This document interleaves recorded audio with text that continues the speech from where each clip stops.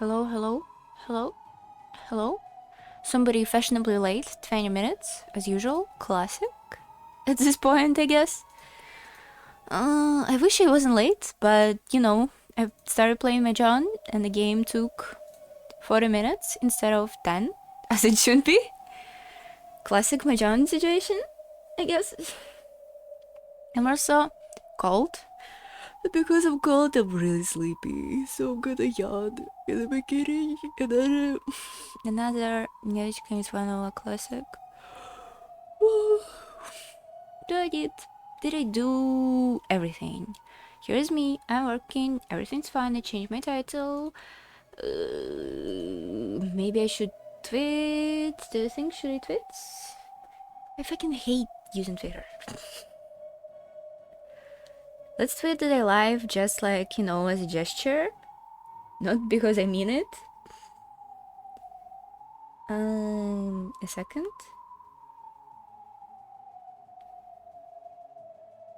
What the fuck? Okay. I've got an ad for being pregnant. What the fuck? Why? Crazy. Ew. How to tweet? Okay. Here it is. But now I need a link to my Twitch. Or maybe I don't need a link to my Twitch. Please don't. Okay, good. Ew, this woman plays umineko. Why? I'm the only one in the category. Based.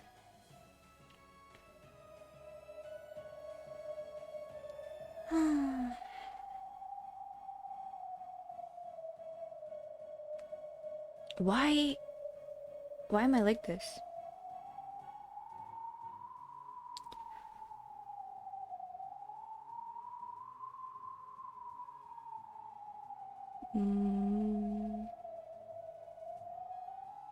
Live.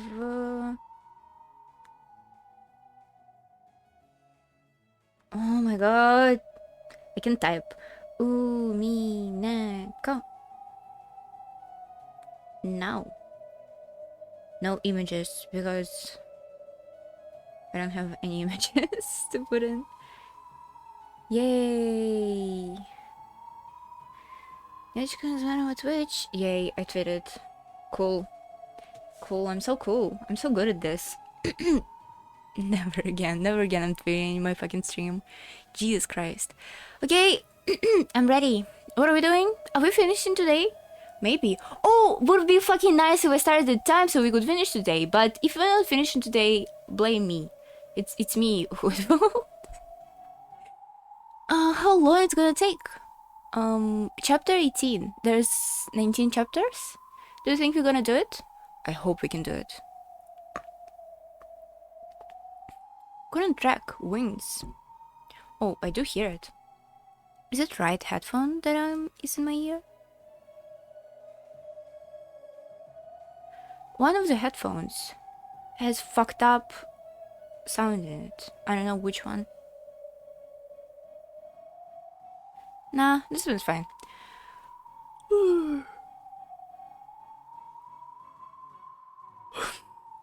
Last yawn for the day, I swear. I'm glad you saved me, but that's a pretty cruel way to say it. Sorry, but who are you? Oh, okay. So, what happened last time? Butler tried to sign a contract that he believes in witches, and a girl whose name we don't know yet, but she's Angie. I know who she is. She came here and started yelling, "Don't be a stupid bitch, Butler." Okay, I remember. ... Witch of Rakijima, it's time for you to give him back. She's cute. Who would you... Uh-oh, I can't read today. Uh-oh. Who would do that, you fool? Butler is my toy. My favorite toy, my best toy in the world. I won't get tired of him. I won't throw him away. I won't hand him over to anyone. Even Butler is enjoying this to the fullest. Together with me, he's having so much fun playing. No matter who you are, I won't let you interfere. Oh yeah? Ooh, good face. Oh yeah, it really does look like you're living up here. I'm so jealous. My blood is boiling. in wonderful place like this, guffling and having a lively, fun, noisy blast of time with everyone. What's your problem, lady? Surrounded by lots of eye candy witches and being pampered all the time. I'm sure you're having so much fun, you don't even want to come back. Oh, she's talking to Butler. Are you talking to me? Wait, you've got the wrong idea. This is a pain for me too. The hell is fun about this? You don't know a damn thing about my troubles. What troubles? You get to have fun living with mom and dad, and you get to play around happily with all the cousins. Okay, mom and dad? You get to play with pleasant witches as long as you want for eternity. Don't you realize the happiness you have? I'm jealous of all of you, don't you get it? I'd love to be part of all this. I'm sorry, but no. I'm satisfied with the toys I have. A rude toy like you is not fitting for my toy box. Yeah, I'm aware of this. Who would ever play with someone like you? But I will thank you for a bit. For bringing everyone together like this. Who are you?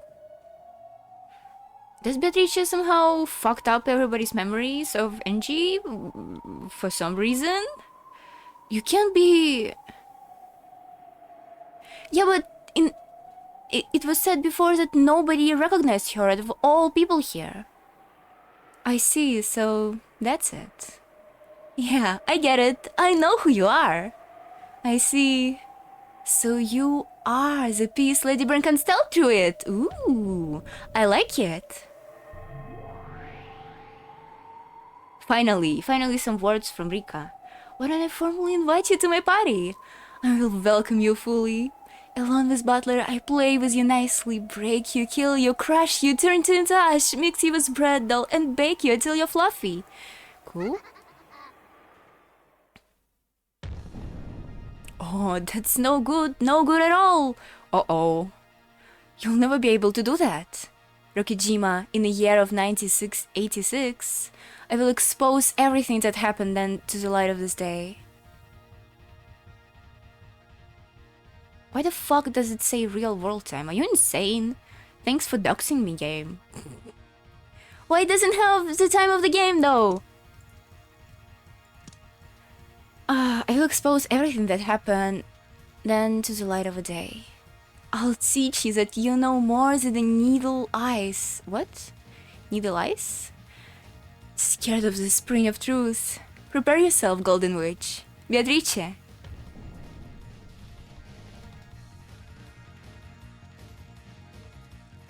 That's it? That's it? End of a chapter?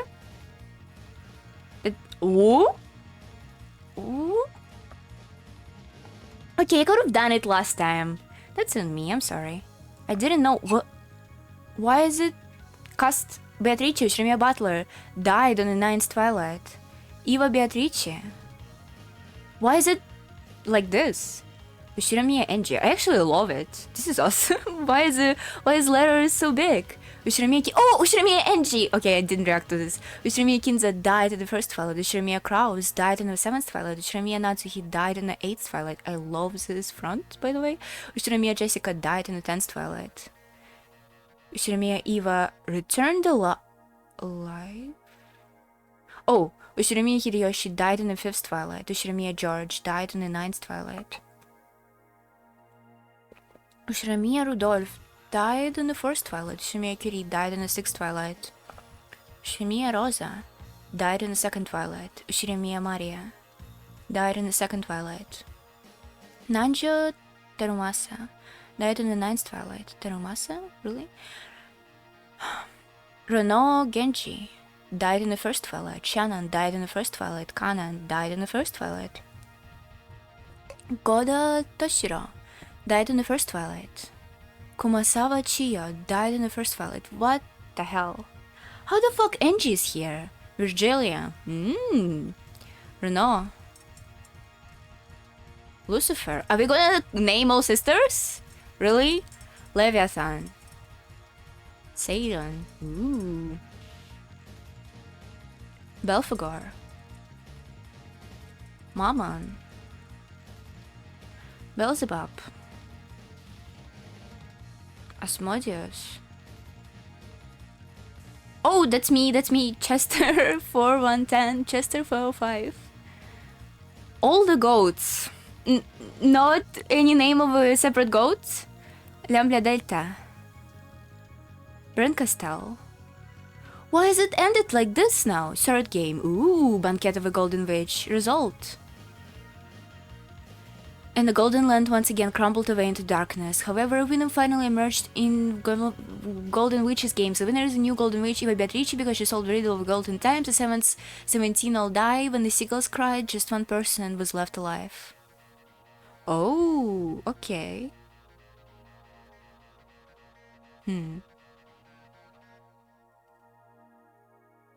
Umineko no nako kara ni Rondo, Witch, and Reasoning. Can't believe I didn't finish it last time, even though it had like 5 minutes into it. Amazing, as usual. Perfect timing.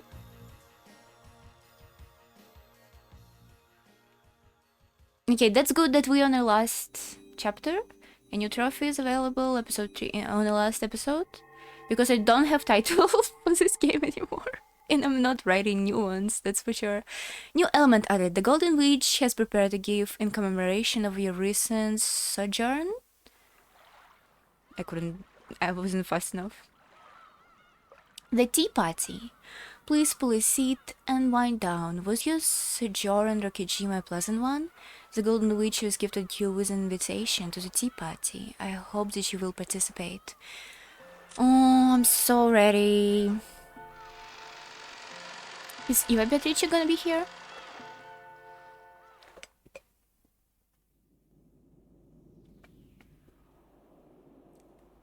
Consuming my water. Hi! I never thought that Lady Berkenstell's piece would barge in at the very end. I searched all over the place for a piece fitting for a game with you. I am sure that you grow to enjoy her. What's with a piece? And who was this person? Who was it? She didn't say her name. That's not fair. Hey, don't you think so too? I have a general idea. Come on, normally anyone would know. Normally? No, we wouldn't. It was it was this character's first appearance, wasn't it? If she doesn't say her name, I want, the players want, everyone will know, right? I know. Time to read spoilers in the character. Ooh. Is she gonna be on the human side? No, okay. Eva. Wanted to say Eva Beatrice. Beatrice propaganda is working. Beatrice, Bercastello, Delta, we read all of this before. Yep. Beata, is this right if you don't tell her? It's alright if you don't tell her, see? Isn't she a funny kid? Lady Lambda Delta's simple-minded naivety truly is precious and funny. Why? Why am I the only one who won't tell, Yumini? Okay, in exchange, I'll teach you a special secret only I know. So tell me. Huh, a special secret, you say? Now that I do want to hear. If you tell me to tell you, first tell me who that woman really was. The secret I know sure is awesome. I mean, it's gonna blow you away like finding out that Santa-san is actually Daddy. Huh? Oopsie, sorry. I bet you're so shocked that you would turn upside down, right? Haha. Your father was the one who came to your place, Lambda? To my place? What's that supposed to mean? Lord Santa Claus only visited the homes of children with clean hearts. I forgot her voice immediately. What the fuck? He didn't come to your place, then? Well, Lord Santa Claus is gracious. Excuse me? Is Santa Claus canonically exist in the umineko universe? Okay, fun. Unless you're a really bad scoundrel, he will give you a present. After all, he even gave them to me. Oh my god. As you grown and your heart become hardened, he stopped coming, doesn't he? How old were you, Beato, when he stopped coming? He stopped coming when I was about 12. My maiden's heart awoke, and I quickly get some embarrassment about Lord Santa coming. After I wrote, "Thanks for everything, that's enough, so make sure you splurge on the last presents," he stopped coming. Oh, and I was looking forward to it too. How old were you when he stopped coming, Lady Berncastel? I was pretty wild. It happened fairly early. I think I was about 9. Something about that bread really irritated me, so I waited in my futon with some sewing scissors ready, thinking I'd cut it off. Excuse you? What the fuck? What a cringe-worthy age. Okay. So, Lady Lambda Delta, as long as you can remember, Lord Santa Claus had never come to see you, you say? He usually comes until the last year of elementary school or during middle school. Maybe he would have a doctor look at her. I hear that maturing too fast can have an adverse effect on the growth of mind and body. Yeah, that's definitely some of those adverse effects. Why are you bullying her? Hey, what are you guys talking about? Oh. He's truly boisterous when 3 witches gather. If you're talking about the level of secret, I doubt it's worth listening to. Can I go now? I have to prepare for the next game. Hey, wait a sec. Tell me who the woman really was. Well then, tell me a special secret of yours first. If it's good enough, then I'll tell you. Alright, I'll tell you. And it really is a special secret, okay? Remember, in this game there was a girl who found the gold and became the new witch, right? Just what kind of secret could this person have? I realize who the girl actually is! Does anyone know? Fuck, she's awesome. I'm a dead type character. There was a hint in the way she talked. Remember that girl said a lot, right? Why don't you something forever? Right? Yes, that phrase was the main point. Forever? For Eva? Yes! She was actually... Uchirami Eva! Ooh! What do you think? Are you shocked? Huh. I did not notice that. To think that there would be a hint in a place like this, huh? You're good at playing along with her, Beata. This kid can get a little full of yourself, so don't take it too far. See you. I'm leaving. Wait! It's not fair if you just listen to my secret and don't tell me yours. Tell me who she really was. Your secret was so incredible that mine just wasn't worth. It just wouldn't match up. So, in exchange, I'll tell you my own special secret. I'll tell you the name of a culprit in a game called Higurashi no Nakokoro ni. No way. Ah, don't tell me! I'm playing it right now! See you, Beata. The black tea was delicious. Oh, about the crackers though, the repertoire of jam was lacking. Get some gochujang chili paste every once in a while. With crackers? Berncastel is so tough, Jesus! It goes great with Russian tea. Russian tea? Russian tea? Not Russian. Later. I see. Alright, I should try it. I can tell you when the preparations are finished for the next game. Until then, feel free to draw up a strategy at your leisure. Yeah, I will. Last game was pretty interesting. Later. Hey, wait a sec! Tell me! Ignored. My, you two are really close. Yeah, that's right. Oh, how I love you, Berncastel. You could even say, I'm in love with you. Ooh. I want to gorge out your eyes so she can see no one other than me. Real? Typical girl in love? Oh, wouldn't that just be to die for? It'd be wonderful to dunk them back in black tea. Who knew she had and translated Lambda Delta to this extent, it seems I carry a heavy responsibility. Still, this last game truly was close. I was a breath away from defeating Butler. Beato, can I ask you something? What is it? I won't tell you that girl's name. Just when are you going to stop screwing around? Do you even have a slightest intentions of winning? Lambda Delta threatened her with a low voice that she had never used in front of Bercastel. Uh-oh, it completely blew away the calm atmosphere which has been here until the moment ago. You know, I'm supporting you because you meant to be a witch who can win against Bercastel. If you don't have a power to win against her, then I'm ready to abandon you at any time. Got it? That's a great face. That's such a great face, holy fuck. How's crying?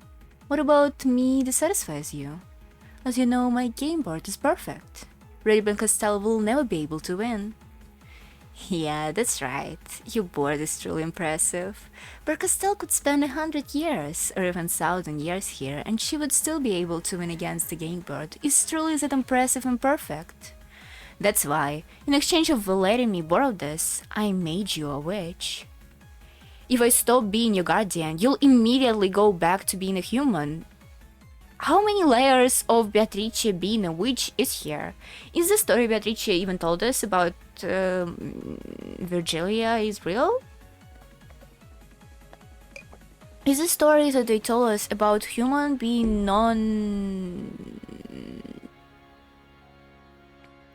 what's the word?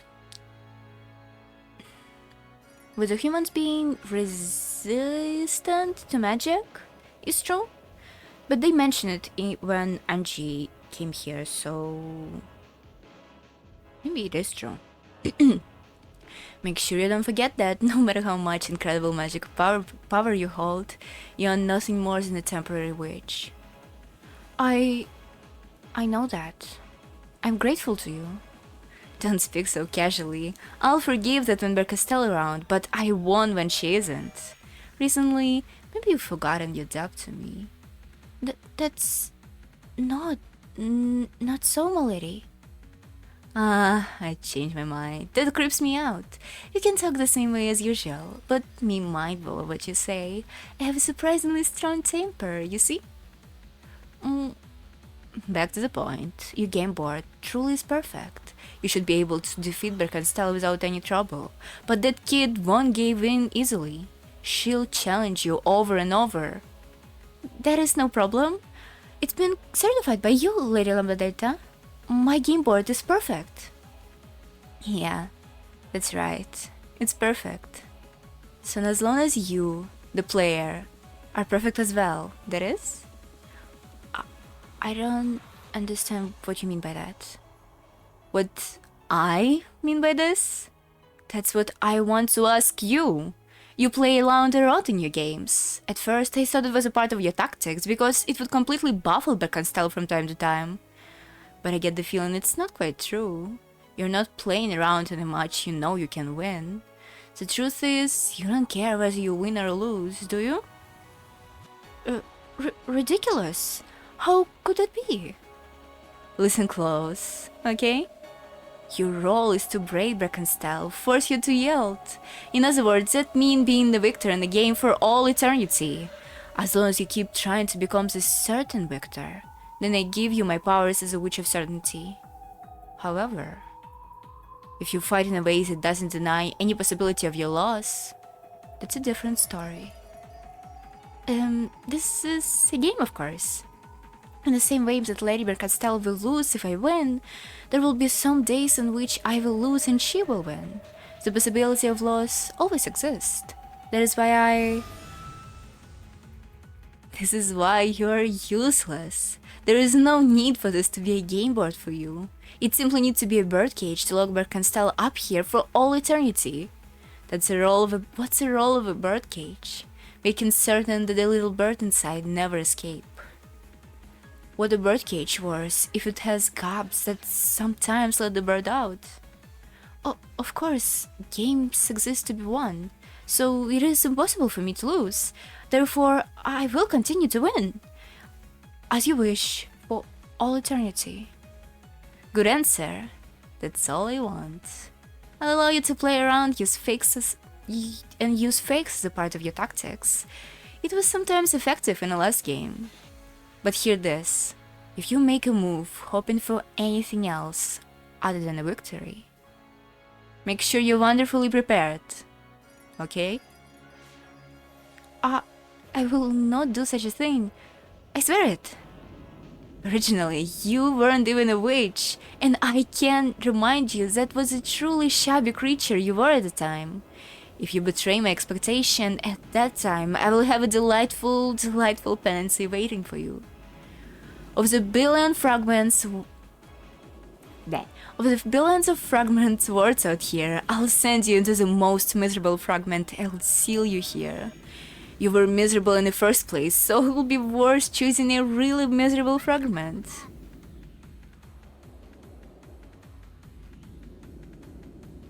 Great face. Oh, hello, you Castell. Scrabble your feet in Beatrice's birdcage as much as you like and spend 1,000 years learning that you can no longer escape. And when you give in, I'll train you so that you can't tweet in anyone's plum but mine. Tweet? I can laugh for shit. Classic crazy woman. Gotta love them. Episode 3, Tea Party. New elements had been added. Question mark had been added. New element may be accessed from the title screen. Gimme.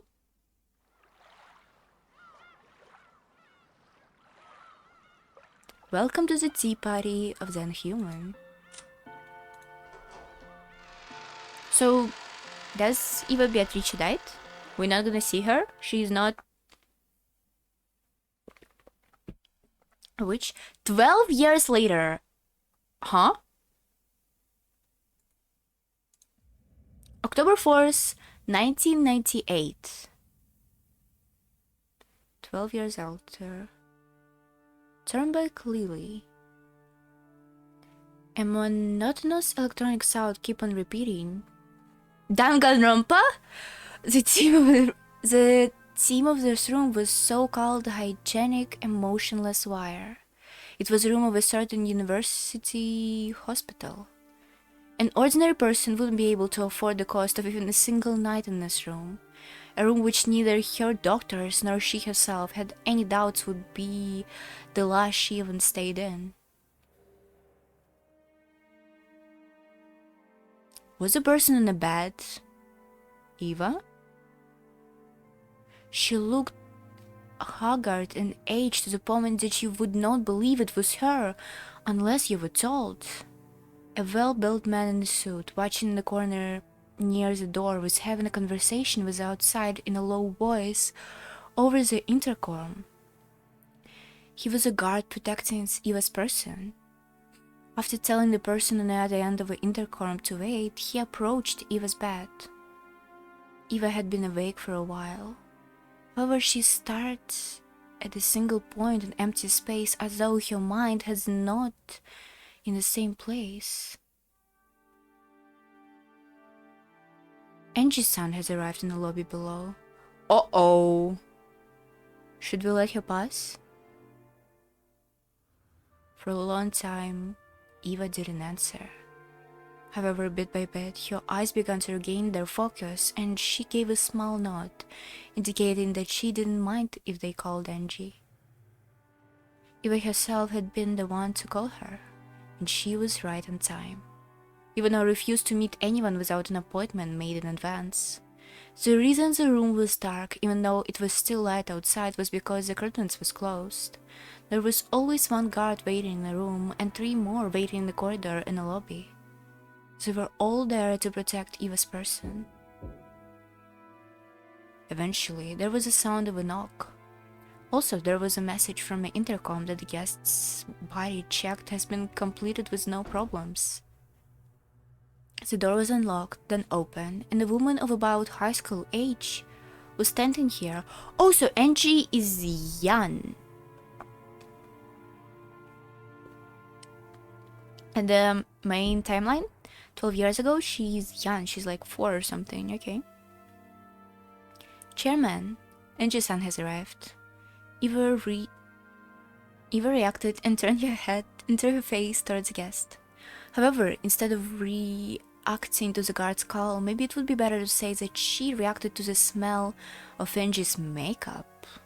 I haven't been shut up in this room for so long. Eva was sensitive to small changes in smell. Are we gonna see any of them? Please let me. So you came, Angie. Yeah, I did. You did call me. On Eva's face, you couldn't find the expression of one warmly welcoming their niece. And on Angie's face, you couldn't see the expression of one pleased to see their aunt.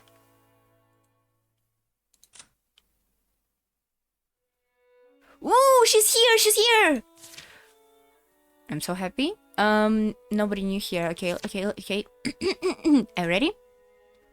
Ushirimiya N.G., Rodolphe Curie's daughter, Butler younger half-sister. She didn't get to see Butler often, but they got on extremely well and she greatly respected him. Since she was absent due to an illness during the family conference, she always survived in solitude. She's so cute! Look at her cute design. She looks so nice. Unfortunately, she had become emotionally disturbed. What does that mean? Always carries a huge amount of cash with her. What? And has the bad habit of throwing it out to make sure she never has to wait. She is a mafia. What the fuck? Ooh, what is this? Oh, we should read those. Shot and killed by Ushirimiya Eva inside the mansion. The murder weapon was a sawed-off rifle from Kim's collection. Jessica lost her eyesight. There was only her and Butler. Wolves and sheep puzzle. Missing. Ooh, she was indeed joined with Conan in the Golden Land. They apologized to each other for their cowardice and told each other their true and honest feelings. They had hugged each other until the final moments. Afterwards, she was shot to bits by demons and went to hell. It's okay. Conan is with her. Nice. Corpse discovered in a hallway outside of a servant's room in the mansion. The murder weapon is assumed to be a gun and a spear-shaped object. One last push, and he too would probably have been home free, but at the last possible moment, she did not permit him that. Yeah, we read that before. That's it?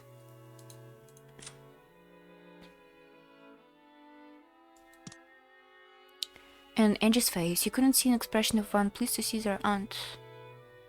Eva waved her arm, which had grown as thin as a withered branch, and motioned for the guard to leave. The guard bowed silently and went out into the hall.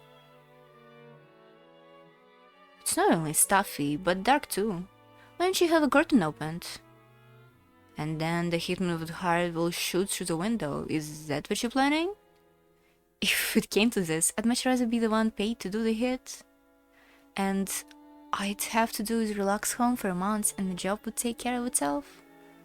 The discussion was quite morbid for aunt and niece. However, they didn't look like they were joking. At the very least, Eva did believe that someone was after her life.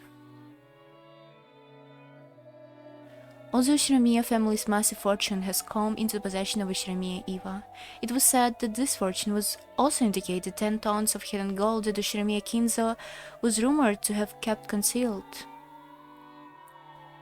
They could do nothing while this vast wealth was in the hands of cunning, sly, and extremely suspicious Eva, but it was rumored that if it passed on to Angie, who was no more than a young girl, certain people were plotting to snatch it away at once. Uh-oh. By now, Eva and Angie were Kinzo's only descendants. If Eva died, all the wealth would go to Angie. And if Angie were to be killed as well, that wealth would go to the family of Angie's mother, Curie. In a sense, not only Eva, but Angie as well, was the position where it would be odd at all for her life to be targeted by some unknown person. and Eva had hated Angie for a long time. Because after losing her precious only son George, she had learned that the only one who had survived to inherit her own wealth was Angie, who had been absent from the family conference 12 years ago. Eva shunned Angie, hated her, even detested her. She isolated Angie in a special school and separated her from the youth and happiness normal people have, trying to deprive her life of all opportunity.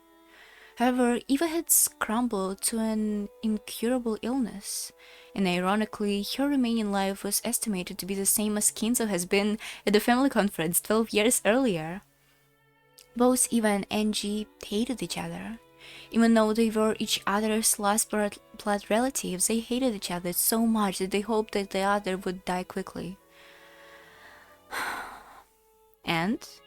Why did you go to all this trouble for calling for me? I don't have much time left. These quack doctors still have no idea what I was poisoned with. But I know. It's a secret association drug, the one that foreign intelligence agency was using. Ooh, she's gone crazy. Oh, I'm going to be killed. I'm going to be killed. Aren't you lucky? Very soon I will die, and then you'll be so relieved. The pitiable person. This always happened. She immediately divided from the main topic, distorting it into a more unsettling discussion. Eva, who was full of suspicion, believed that someone has always been after her life. Indeed, after inheriting the vast wealth of the Shinomiya family, she was used vile methods just like Kinzo has done in the past and had repeatedly made money by any means necessary, creating many enemies along the way. With a massive supply of capital, she had launched aggressively takeovers against businesses which were starting to rapid growth.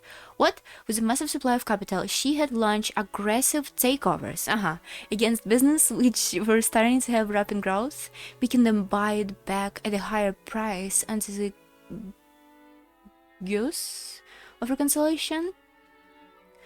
Ironically, it was the same type of action that her husband company had been hit with 12 years ago. She had repeated this constantly for the past 12 years. She had also earned a lot of hatred. If her husband had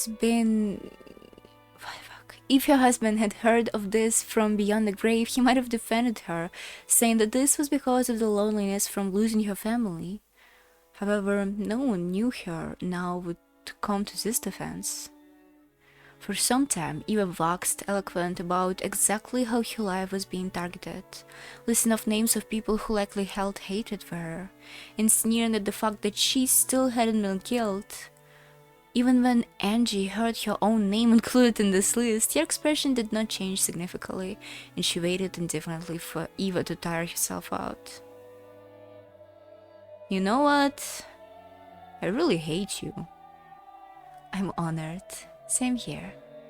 I built this future for George's sake. To think that it would be snatched away by you.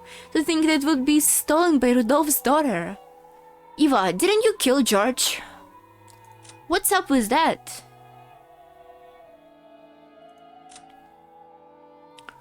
In exchange for your soul, the witch granted an 8-digit number. Discover in a mansion's parlor. Oh, he went... Yeah, he went to Shannon and was killed in that place. Okay, I remember. Oh, he was killed by the bunnies. Yeah. I remember. I can't bear it. To think that not only will I not leave a child, but even my fortune will be stolen. That, to me, is just... unforgivable. In that case, why don't you just give all your fortune to charity? What happened to all those religious people you requested so many times? They all say the same thing. My excessive wealth has become a burden to me. They always say something about how I need to give it up and cleanse myself. And then the idea came to me to stop donating. She's so fucked up. I love her. For the time, Eva had invited the founders of several strange new religious cults, perhaps looking for a peace in her heart. But in the end, they did not give her her heart any relief, and only further increased her suspicion. If you got money to burn, why don't you start buying up thoroughbreds, and make some corned beef? I've thought of something even more interesting. I've racked my brains over a lot. What could I do to make me? Excuse me?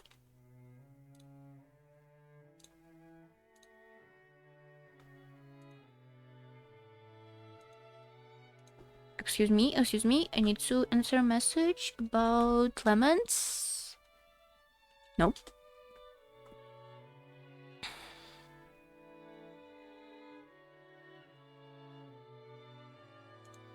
Boop. Sorry. I've racked my brains over it a lot. What could I do to make things horrible for you? I thought about just killing you. I've also thought about erasing all of my wealth, leaving you penniless, and kicking you out of the Shremia family or something. Wouldn't that be wonderful? A lady brought up, prim and proper, made to crawl around and brawl for moldy bread and muddy water. You gave her education. What the fuck? She's having education. She whatever. She can have a job, you know? Whatever. typical thinking. That too would be truly glorious. Having fun? Oh yes, it's fun to scare you. But very soon, I will die. So I thought about how I can continue to cause you pain even after I die. And then, it was surprisingly simple. I called you because I wanted to tell you about it. I have midterms coming up. Keep it brief. She gonna tell her that she's gonna say to Angie that she killed her parents or something? I have decided. I will help you inherit all of my fortune. Huh. Not only that, I decided that until the very day that I die, I'll increase that fortune so much as I can, inflate it to massive proportion, and have you inherit all of it. Can you even imagine that would... Can you even imagine that... Well, fuck. Can you even imagine what that would be like? No idea. Because I'm stupid. No, you wouldn't have any idea, would you? Look forward to it. It really is fun being rich. Every day, from morning till night, monsters from across Japan will come to play. From now on, your entire private life will be followed by talk shows and weekly magazines. The mania criticize me no matter what I do or don't do. If I donate, they attack me as a bourgeois. Bourgeois? And if I begrudge them the money, I'll be abused as a misser?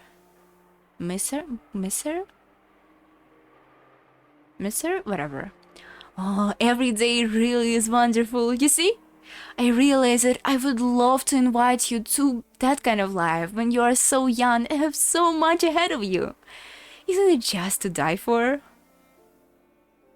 The public is right in the criticism of all that you've done. Yes, I'm sure that they are. Go ahead. Insult me as much as you want. And then you'll be burned with this criticism. Japanese culture said that the good people live in honorable poverty, while the wealthy should die. Fucked up saying. No matter what you do or not do, you will eventually be held up as a symbol of envy and hate from all across Japan. I wonder how twisted you'll ever become after living this way. You will have no allies. No one will listen to your worries. Insulting you will become a public sport, and no one can stop that. Oh no, it's so hard to be rich and wealthy. Oh no, it's so hard. Please, Auntie Eva, please. I'm begging you, don't make me filthy rich. Oh no, I don't know what I'm gonna do. People gonna criticize me? Oh no. Oh, Angie. Oh, I'm really looking forward to it. Yeah, yeah, auntie. As you say. I wonder how you will live your life and how you end it. Relish your life of being unable to trust anyone in the world, love anyone, or talk with anyone. I'll be patiently waiting for you in hell, waiting for you to come falling down, bringing the story of hardship with you. You know, rich people marry other rich people. It's not that bad, you know. Hmm? Hmm? Okay, we're waiting for her to laugh it off. Okay, auntie, as you say, I so don't want to be rich and wealthy. Please don't make me this way. This is so awful. No, her insane laughter turned to a painful cough. Without changing her expression in the slightest, looking completely unconcerned, Angie stared at the only survival of Rokijima. Perhaps because he found the violent coughing odd, the guard flew and she gave a knock. The guard flew in as he gave a short knock on the door. Angie glanced at him, wordlessly showing that she hadn't moved a step from where she has been, and she was prepared for some kind of trap to flame her in Eva's death. However, that was fortunately a needless anxiety. As the guard dropped Eva's back, he poured hot water from a thermos into a mug. As he did, Eva kept coughing, looking like she was in pain, and she thought that this was probably the final form of a witch of Rokijima and the last she would be able to see. Eventually, Eva was able to moisten her throat and regain her normal breathing. However, the glistening madness inside her eyes hadn't subsided in the slightest. The cursed mass of gold and the inheritance of the Ushiramiya heirship, as well as the name of a golden witch, Beatrice, are now yours. Enjoying your insane, twisted life, fearing for the name of the witch. I don't care about those. Enough of this, just tell me this. What happened on Rokijima that day? I don't believe that was just an accident. Tell me the truth about what happened that day and why Mom and Dad and Nissan died. Oh, that must be the best way to harass you, mustn't it? Mustn't it? What happened on that day?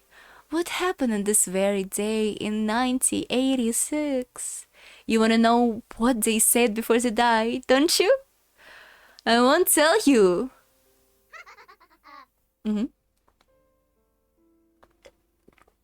I live behind the cursed gold. But you know what? I'll take the truth you desire with me to hell. That's the best way I can harass you. Upset? If you wanna hear it, try going to hell and asking your family here. In that case, you better die right now, right? Why don't you just give up and die now and forever? Typical witch talk. This laugh continued until she started coughing again.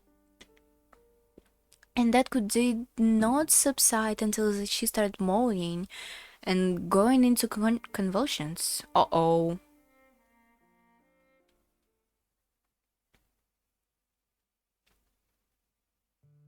That's it? No. Mother! October 4th, 1986. On Rokijima, the Ushiramiya family customary and final family conference was held. And then the next day, October 5th, an extremely unfortunate accident occurred and the Ushiramiya family was wiped out. As good luck would have it, Ushiramiya Eva escaped from that and succeeded almost all of the Ushiramiya family's fortune. However, due to many turbulent rumors surrounding the Ushiramiya family, the way Eva acted afterwards, and her unnatural actions at the time of the unfortunate accident, there was public controversy over whether this might have been a plot to get all of the inheritance to herself. Auntie Eva would do this? No way. Under pressure from the public, prosecutors attempted numerous investigations, and the media began tracking the outline of a murder plot under the name of Rokijima Gate? Rokijima Gate? Sounds good. But in the end, they were not able to find sufficient proof that this unfortunate accident was a crime. Really? However, because the media continued to give the impression that Rokijima Gate was a murder plot by Eva, public opinion began to believe that she was the true culprit. Of course, all that easily condemnable, overbearing financial activity which she had carried out using that vast wealth left a bad impression that only made matters worse. Every time she did something and the rumors started spreading, the talk shows would bring back Rokijima Gate, blaming the justice system by saying that she was the true culprit, and that the only reason that she has not been arrested was because the police had been bribed. Based? And she had so much money, why couldn't she shut up the media then? Plot hole. And the impressions that she was an evil criminal grew stronger and stronger. Her heart eventually degenerated, and okay, and ironically, it began to transfigurate her into a kind of human that public expects. By now, Eva had no one she trusted and no family. Her beloved husband Hideyoshi was already no more, and the talk shows would occasionally mention his company, saying that it was run recklessly while criticizing and discarding its former accomplishments. Even her beloved son George was dramatized as a stereotypical rich, lazy son that the public expected, and no one even attempted to find out what a simple and honest character he had possessed. Did he? As to how much all of this hurt Eva and ran her to ruin, no one was interested. The public was only interested in the idea of an evil woman who had gone so far as to kill her whole family to become a multimillionaire, and in what kind of pitiful final years she would lead. I mean, she actually did do it, no? So she changed more and more until eventually Eva's personality was transfigured to the point that she was treated as a lunatic. It was said that she sometimes remembered that this was exactly the same way her father Kinzo, who she was vast admired, had been in his later years, and laughed at herself with scorn. And on the day of this final family conference, because Shiramiya Rudolph's daughter Angie has been sick and had stayed with her mother's family, she had not participated. At the age of 6, she lost her family and gained Eva as her guardian. Since Angie has become Eva's only blood relative, Eva took very good care of her. She had imposing guards always surrounding Angie's person to prevent her from coming to harm, and she has even her right to play with her. Angie had even her right to play with friends, to come home from school together, and to enjoy the seasons together, stolen. So that she can live a full and pleasant school life, Eva sent Angie to an elegant boarding school which took care of her every need, completely isolating her from the world. She didn't even know the popular song that girls her age might hum. Angie is insane. She was never once given a chance to enjoy window shopping with her friends or stuff her mouth with crepes, much less an encounter with a member of the opposite sex to make her heart throb. Angie is a psychopath. Angie did not have a single friend. If anyone carelessly acted friendly with Angie, they would be scolded by the guards, or else the teachers. All of them were strictly ordered not to let the peasants approach the daughter of the esteemed Shiramiya family. During that time, the talk shows were always talking about the Shiramiya Eva and always spreading rumors about her many financial evil deeds. Those who found out that she was her daughter naturally began to keep her their distance. Even now, she was called a witch at school and anytime something adverse happened, it was basically whispered as truths that the school was operating according to her wishes and that she had something to do with it. Cool. She's so cool. The environment made the person. By now, she had a heart as hardened as those around her feared. She trusted no one and didn't even try. She loved no one and didn't even try. And on top of all this, even Eva caught an incurable illness. It was whispered that this too has been planned, and this time, Angie was set up as a mastermind. Everyone whispered that the daughter of a witch was a witch. Even the talk shows and the weekly magazine whispered that. So Angie too, because of that, no, as though it might as well be true, accepted it. Therefore, since she already believed that she was a witch, when she heard that the name of a golden witch has been turned over to her, she felt nothing if not completely unfazed. However, she was at least sure of one thing. The title of witch that she had inherited would definitely never be inherited by anyone else. She would be the last head of the Oshinomiya family and the last isolated golden witch.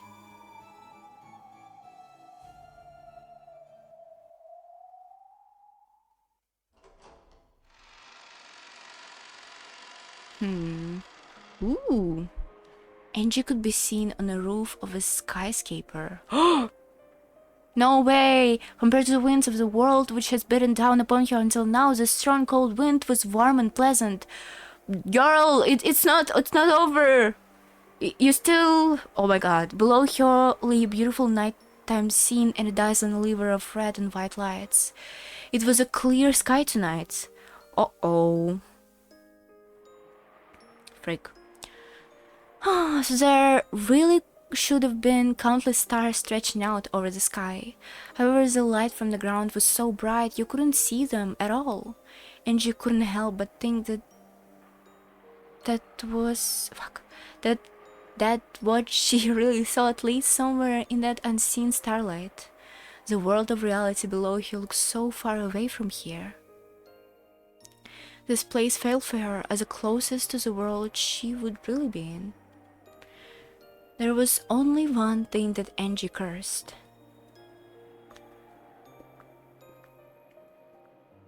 Why had I not been able to go to that family conference on a day 12 years ago? If I had gone, I would probably have been able to be with my family forever. Recently, I've been having a dream about my family over and over again. Myself of 12 years ago calls out frantically, urging them not to go to the family conference. But Mom and Dad are too far away and my hand won't reach them. I reach for the hand of Butler Nissan, who always really loved me, for the hand that would always pat my head. But even though it looked like it's so close to reaching, even that falls short. For some reason, I started having that dream over and over again. Whenever I have that dream, I repeat my useless effort inside the dream, trying to stretch out my hand even more forcefully. If only Butler Nissan at least could have lived. Then perhaps at least the two of us could have supported each other through the life in this cold and lonely reality. But his hand never reached me. So even if I climbed to the roof of a building as tall as this one, I am distantly separated from all of them. Ooh, a mysterious girl appeared in my dreams and urged me. That girl in my dreams urged me to arrive at the truth that what happened 12 years ago. If I could learn what happened to Dad and everyone else on this day, would they come back? At least one of them. There was no way that anyone existed who could answer those words. I understand. In this world, I have no family, no friends, no one. So... let's go. Let's go home. To where my family is. Uh-oh! No, not Angie! From the beginning, Angie's figure has been on the far side of a fence. The scenery below her eyes was distant, beautiful, and so fantastical that it did not give rise to the slightest bit of fear. If I face down, I'll surely be taken to the world below. So I faced up, because I wanted to be taken to the world above, the world where my family was. Who cares about the vast wells? Who cares about the cursed gold? Who cares about the golden witch Beatrice?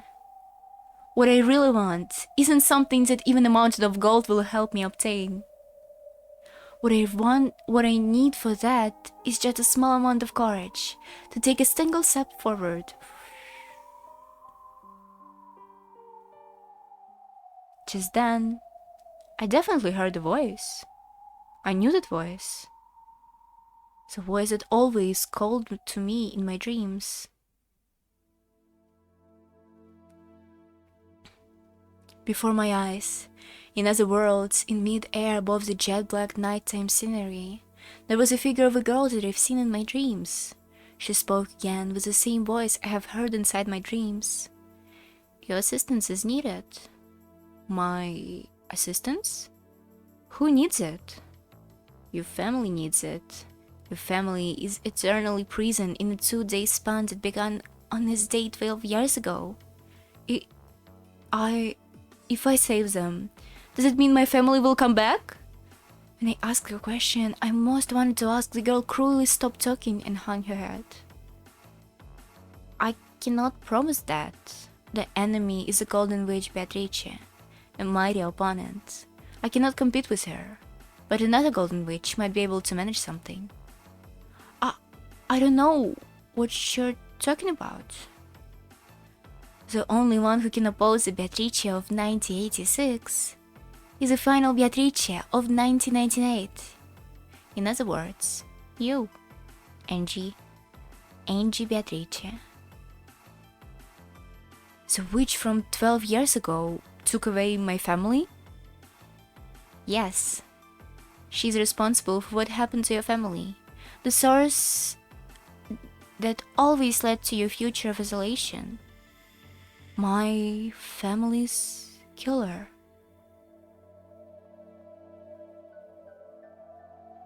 In exchange, I will search for the fragment with the ideal world that you wish for, the world where your family comes home. But I can promise you that your desire will be granted. The game board of a 1986 Beatrice is quite perfect. I had planned on bringing you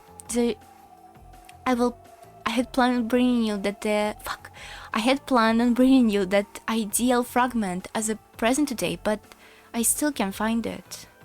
It's a very firm fate. I haven't seen the likes of it since I fought with Lambda Delta. I don't know what you're talking about. I'm giving you a chance for revenge. In exchange, I promise to find and bring you the happiest resolution that it is possible for you to receive. Revenge. It may be a fruitless effort. Even if you succeed in your revenge, there is no definite proof that your family will return. Even with a miraculous possibility, you may only be able to bring one person back. And you now understood the meaning of the dream. The dream where it seemed that with just a little bit more, your hand might at least be able to reach Butler Nissan. A miraculous probability is still higher than 0, right? Is it about 1%? Oh fuck, it's Angie's. All probability values are powerless before the result, so I cannot tell you the number. But unlike if I don't do anything, there is definitely a small possibility. Yeah, as long as you do not throw your hope away. But prepare yourself, it is extremely close to 0. Alright, I'm in. Are you sure? You'll probably never be able to come back here again. This is not the world where I belong. And as for the world where I do belong, I'll find it myself. Tell me your name. The Witch of Miracles, Berncastel. And by that name, I acknowledge you as a Golden Witch, Angie Beatrice. As for now, you are a true witch. The instant she proclaimed that I was a witch, I felt dizzy, as though something inside me changed drastically. And just then, I heard the slam. It was the sound of a door connected to the staircase to the roof being opened. There were Great son. There were Auntie Eva's guards. Oh, there is already been on the side of the fence, dashed forward, horrified. It's a movie. 20 target found. Request assistance on the roof. Angie-san, we were looking for you. It's dangerous here, so quickly, come this way.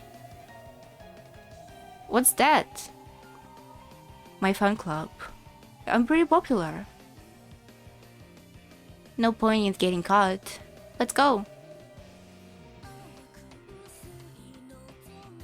Umineko no Nakakoro ni Rondo of the Witch and Reasoning. Fucking music! Staff supervision. Okay, we're not reading this. Okay, I need to pee. I'm gonna be right back. Listen to the music. I hope there is not gonna be any text that I'm gonna lose.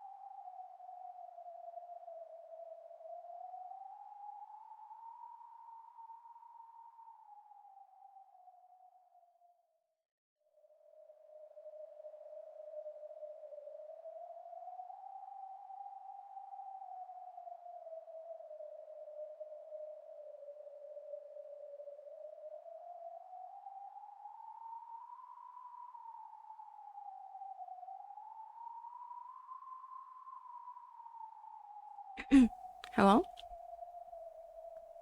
Looking annoyed, Birkenstell turned on her heels. In a jet black sky.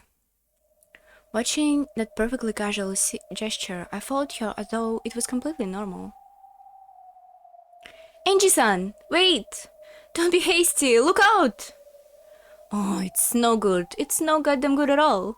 Time to go. See you again.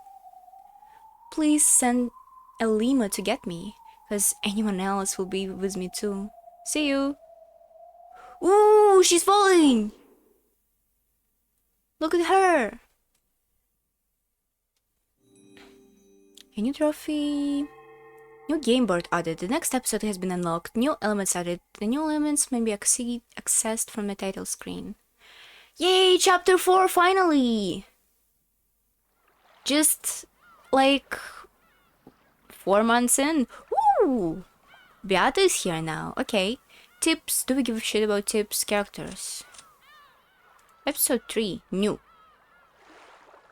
Let's look at this. Let's execute. We can't execute Angie. What's new here? Oh, Angie was added here. Angie Beatrice is a final witch, born in 1998, named by Eva as her successor and accepted with Birkenstell as her guardian. She's starting from zero as a witch, but as her body is located 12 years in the future, she possesses ultimate magic resistance that prevents her from being targeted by any of Beatrice's magic. Additionally, completely converse to her older brother's magic resistance, she has a natural talent for attack against magic types. Okay, she's a rock type Pokemon. Her potential is both attack and defense is of the highest level, but the distance is great. 12 years really is. That's it?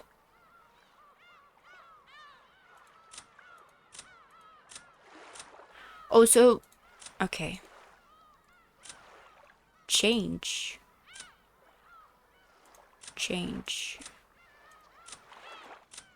Can you change somebody else?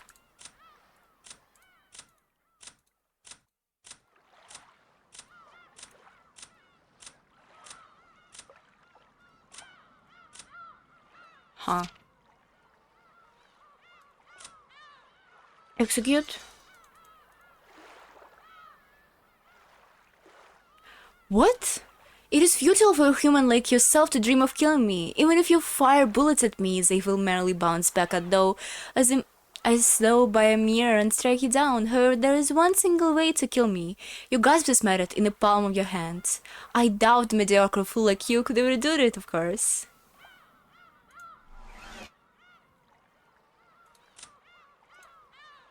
Okay, Angie is not killable. Everybody else, don't give a fuck. Okay.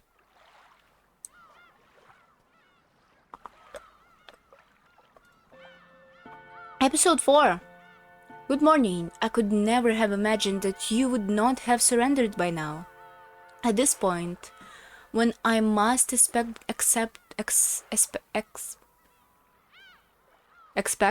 great things from you. The game is played not only on the board, perhaps this time you should take a small peek beyond the borders? As they say, if you know your enemy, you need not light 100 bottles. The difficulty level depends on you. Now you have chosen to bottle up until now, which influence the difficulty.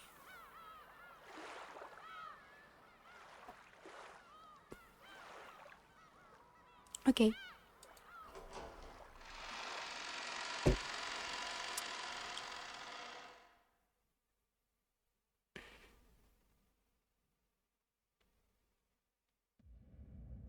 The story is undoubtedly nothing more than a fantasy. It could not possibly have any relation to real people, organizations, places, or events. Could it? Right on. Who's gonna be this one about? Angie? October 4th, 1986. Oh. A flight? We're flying?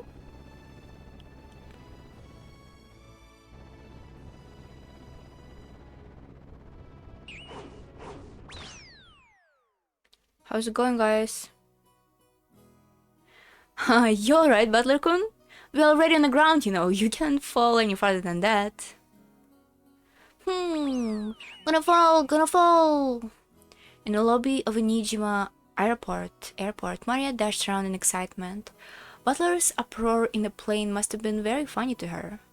Hey, Maria, that's enough. Sorry, Butler-kun, don't take it badly. Man, you're pathetic. A grown-ass man like you still can handle vehicles? Oh, shut up! All humans have one or two things that they can handle. Butler-kun, why don't you come with your aunt on an overseas trip somewhere soon? What about Europe? I'm sure you'd conquer your fears after the half-day plane trip. Stop it, mother. I'm sure Butler-kun's dislike for vehicles is inherited.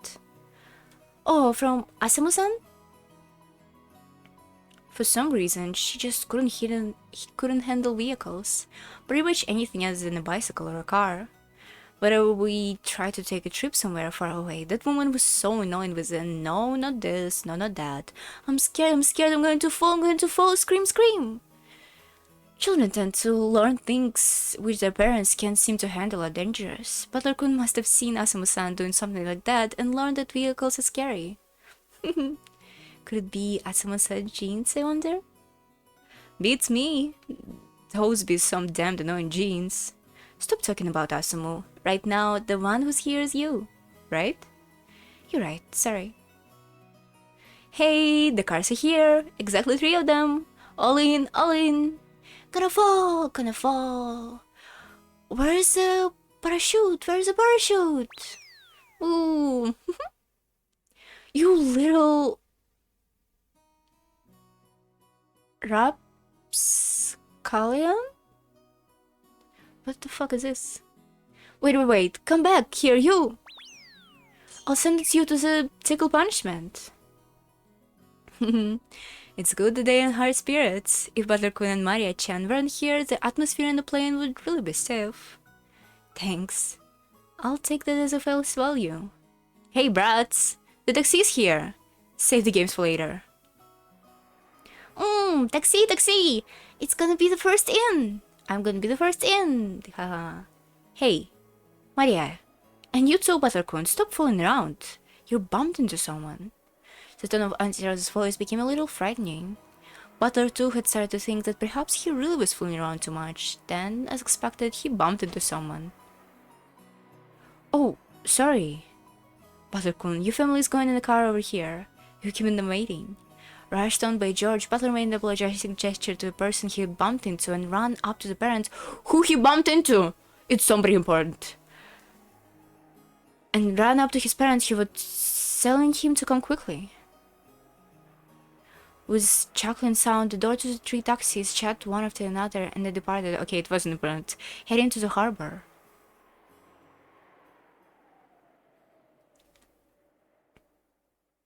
Oh, it was important! As the taxi dashed away, the entire world grew suddenly dull and slow to halt. Anji? Okay, it wasn't important. After all, voices, wind, and even sound, absolutely everything ceased, and if they had been frozen in an instant, a photo was taken, everything moving or about to move stopped.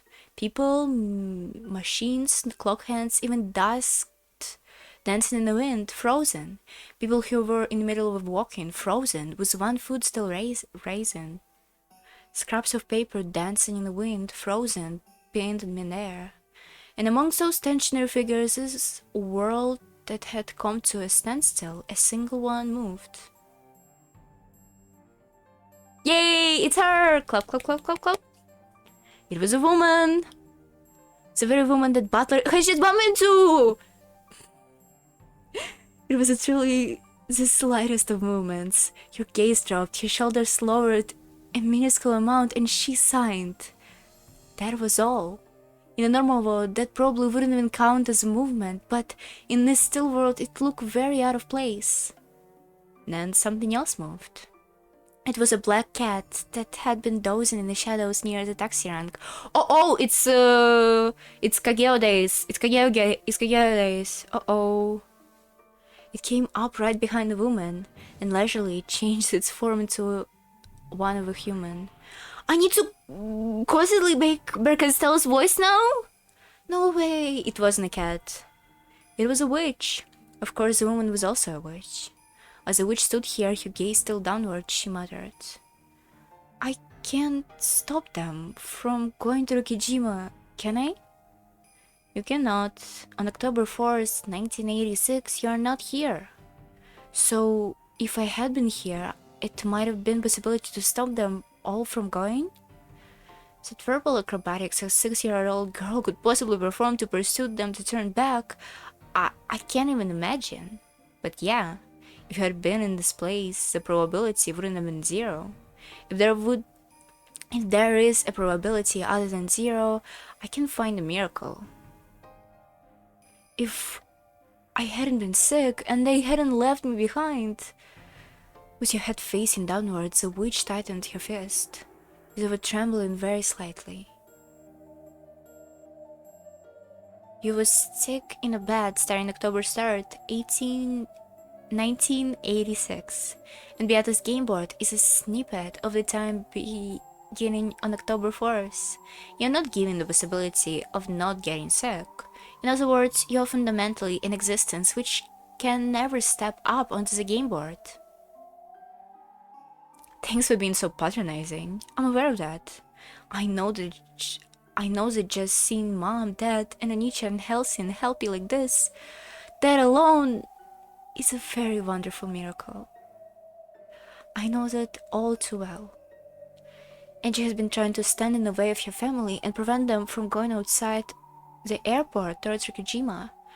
But that was impossible for Angie, who would not exit there on October... Sorry.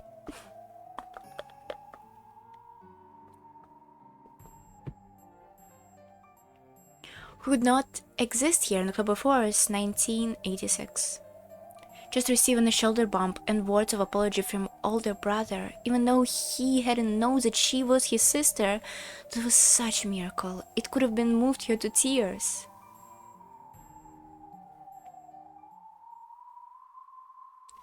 I'm sorry for the sarcasm. I won't waste any miracle you've given me. I'm glad to hear it. Now, let's go with them. To Rokijima. Soon, all of the pieces will be gathered. The curtain will open on the first game. Beata and Butler will already be seated by now. To Rokijima. To the day this day everyone's face changed. October 4th, 1986. On Rokijima. What happened on this day? I will expose that, learn that, and I'll take them back. As she stood here with her fist still clenched, she surely turned her face to the heavens. A single teardrop from the depths of her eyes dripped down into the air. And when time started moving again, the two witches' figures were sucked into a blowing gale and erased in an instant.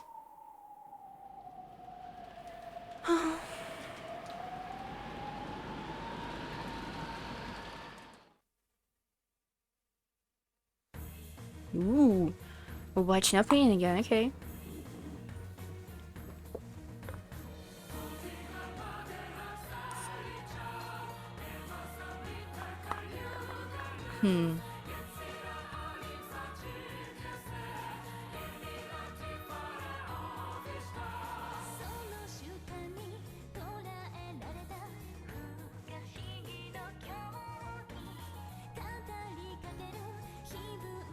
Okay, we saw all of this, right? Oh, who's this? Who's a woman with a titty out in a little curls? We saw all of these characters. We saw the tower, we saw Eva Beatrice, we saw Epic Mecha Battle, we saw Chester Sisters, we saw Kana and Shannon, we saw Maria standing. Did we see Natsuhi, the sprite for Natsuhi? I don't think so. Oh, there was Butler and Beatrice hugging. Okay.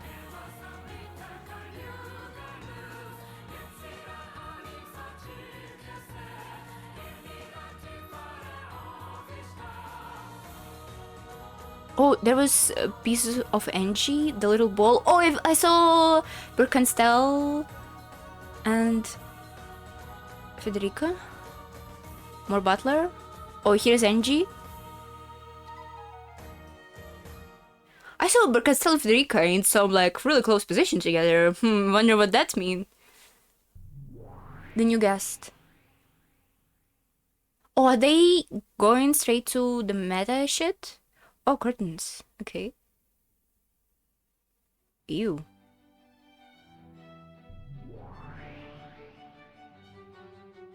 Good morning, milady. My ma, you do appear to be in a good mood. What a pleasant awakening you seem to have had. Pleasant awakening. I was so excited, I couldn't sleep a wink. After all, the curtains rising on, oh, so fun first game. It seemed that she truly had been so excited that she hadn't gotten any sleep. And yet she showed absolutely no sign of tiredness. Was it due to her years or her low mental age? Renault closed not to say that aloud and laughed with a instead. I really ran that butler into the ground last time. Ah, that look of you tricked me all over his face. He looked so pathetic. In any case, I do hope he's not still feeling down. Feeling down, you say? Well, how do I put it? You know how he is a bit too sincere for his age. Indeed I do, although one could call that his charm.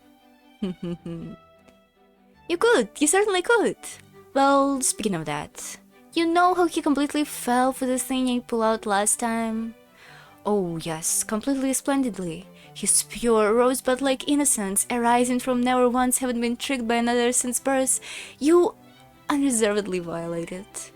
Even the joy of running around a field covered with beautiful new show on a winter morning and trampling in utterly wouldn't even begin to compare. You took butters on my innocent heart, milady, and thrillingly, splendidly, atrociously, mercilessly, and in quite uncultured manner enough to make one think maybe I went teeny tiny bit overboard. You must have sure perpetrated the very worst of atrocities against it. I am quite sure most people would start to feel down. So much so that I doubt they would ever want to see your face again. So, you understand. I also... considering that the first game is finally getting underway, I thought that it would be such a pain if he was so disheartened that he wouldn't join us at the table. And so, you see, I asked you first, thinking that it would be better to prepare the countermeasure beforehand. Pig, this is awesome. In that case, indeed, I do think you would be well served to prepare such a countermeasure. Most unfortunately, due to North Wind and the Sun strategy, it appeared that Butler-sama had received quite a shock. Huh, a shock, you say? How badly? Beata lowered her voice slightly, asking timidly. Renault went along with that and lowered his voice in the same way. In truth, he can be curled into a ball clutching his knees for some time now. I called out to him several times, but he did not answer. I also carried him something to eat, but he does not appear to have touched it. That's... troublesome? Is he really feeling it down? It is only natural. After all, you... comprehensively destroyed him, milady. That would turn most anyone into the misanthrope. Huh, distrust of humans, how convenient. Let him give up on humans and trust witches. Oh. Sorry. I took it too far. Beato had tried to joke about it, but it seemed that the situation was quite serious, and after picking up on that, she hid her laughter. Beata is so on the spectrum. It is really that serious? Should we wait a little longer before beginning the fourth game? Because Lady Mercastel's guest will be coming, it may be more appropriate to open the first game quickly. However, it might be useful if you were to show him a little consideration, milady. Consideration? Consideration, you say? How should I show it? He's feeling down, so... Give me part of a sentence, please. How about I cheer him up or something? When a person's heart is closed off to the light, it is useless to interact with them in a gloomy fashion.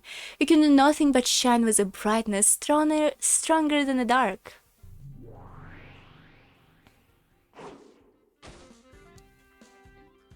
Damn it, quit messing around! Yeah, Butler-kun, over here. A croissant baked by an someone would be wasted on legs like you. Maybe I'll enjoy it all. Maybe I'll enjoy it all myself. Butler's stomach unvoluntarily growled in the fragrant smell of a croissant. His breakfast plate was empty, but he hadn't eaten any of it. Ooh, they stole it. What is this? What is this sitcom situation that Butler living in right now? It's the biggest. It's a bit like sitcom music. We only need like a laugh track. Hold on. Oh my god, that would be hilarious. That after a joke in a umineko sitcom, they would play laugh. And Beatrice does. It would be awesome. This big comedy. Biggest gluten of the 7 sisters of purgatory, Beelzebub had waited for enough to leave, and had then come to snatch the food away. Butler has discovered her in the process, and they had been charging about, causing a crazy amount of noise even since.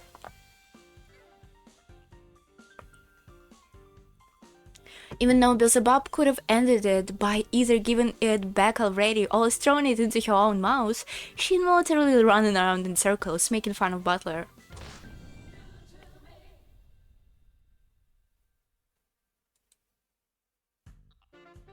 Monochrome clock. This is best song in the soundtrack.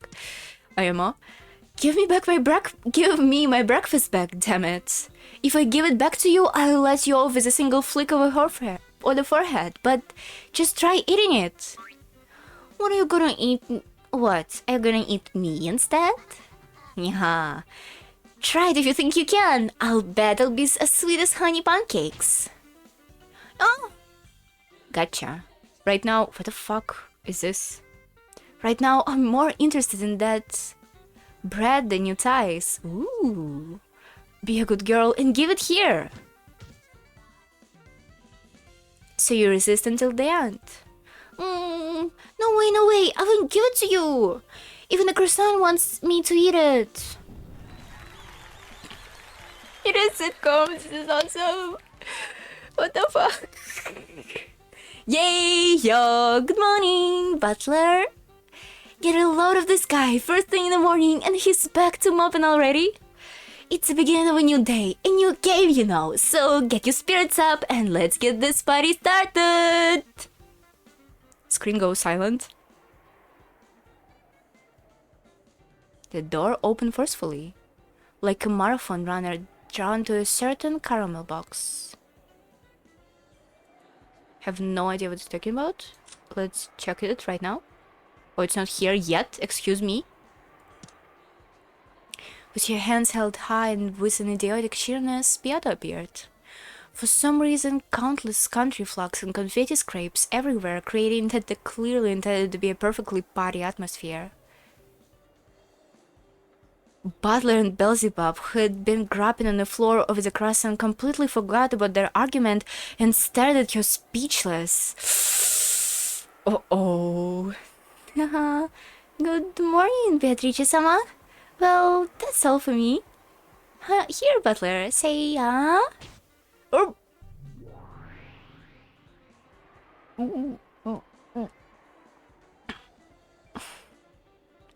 Hey, morning, Beato. Glad to see you in a perfect form this morning. Beato and Butler looked at each other. It seemed that neither have a clue what was going on with the other. Well, Butler? What is this, Renaud? He's looked like he's in high spirits! He isn't clutching his knees, and he's answering, and he was even in the middle of eating. No, he certainly was clutching his knees under the blanket as he slept like a baby. I informed him that it was time for him to wake up, but he just wouldn't get out of bed. As for the food, it seems that he was rather too preoccupied with a naughty cat that had wandered in. Goo, you tricked me! Hey, you should talk. Weren't you the one who played this massive trick on me last time? Why is Butler okay with this? I don't have a clue what's going on, but I'm glad to see you started your morning with a helping of just desserts. Well, anyway, nice wandering off. I'm much obliged, Butler-sama.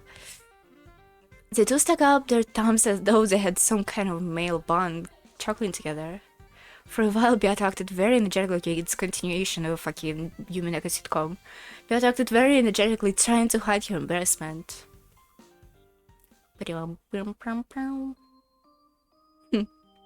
Don't take me so lightly. You thought I'd still be hiding in a corner, holding my knees? When who was the person crying their arse out in frustration last time? I should have collected your copious tears in a bottle and used it as a adieu toilet. Shut up! There was, you got me a little bit with your crappy acting and crazy plot twists, that's all. I made an ass of myself, but you'd better not think that the same move is gonna work again. Naturally, don't disappoint me by falling for the same move over and over again, alright? Yeah. Butler is full on his I can fix her agenda, for sure. For sure. Just you watch, I'll teach you that I'm a guy who gets thrown every time he's beaten down. But Beata... What is it? Never do it again. And why is that? Are fuck, so you really are weak against the rear attack? You and I are enemies. And I'll never, ever join forces. And I understand it clearly. So never again do something so unpleasant as trying to make me confused about the fact. You say that, but now that you know it's your weak point. Beata thought that they were still joking around, but Ted had disappeared from battle expression some time ago. Beata felt as though his eyes were like the surface of a black tea gone cold. You hear me? Never do it again. You never know. I might do it again when you've forgotten. Never do it again.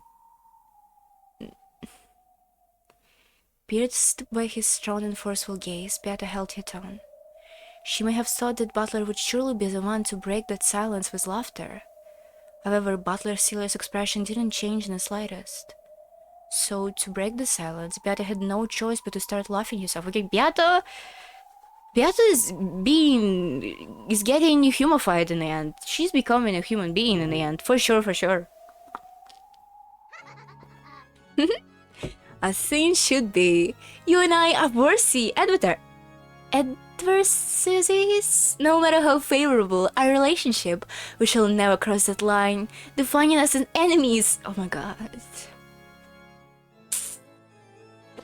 You guys, if you have not mistaken this, that is enough for me.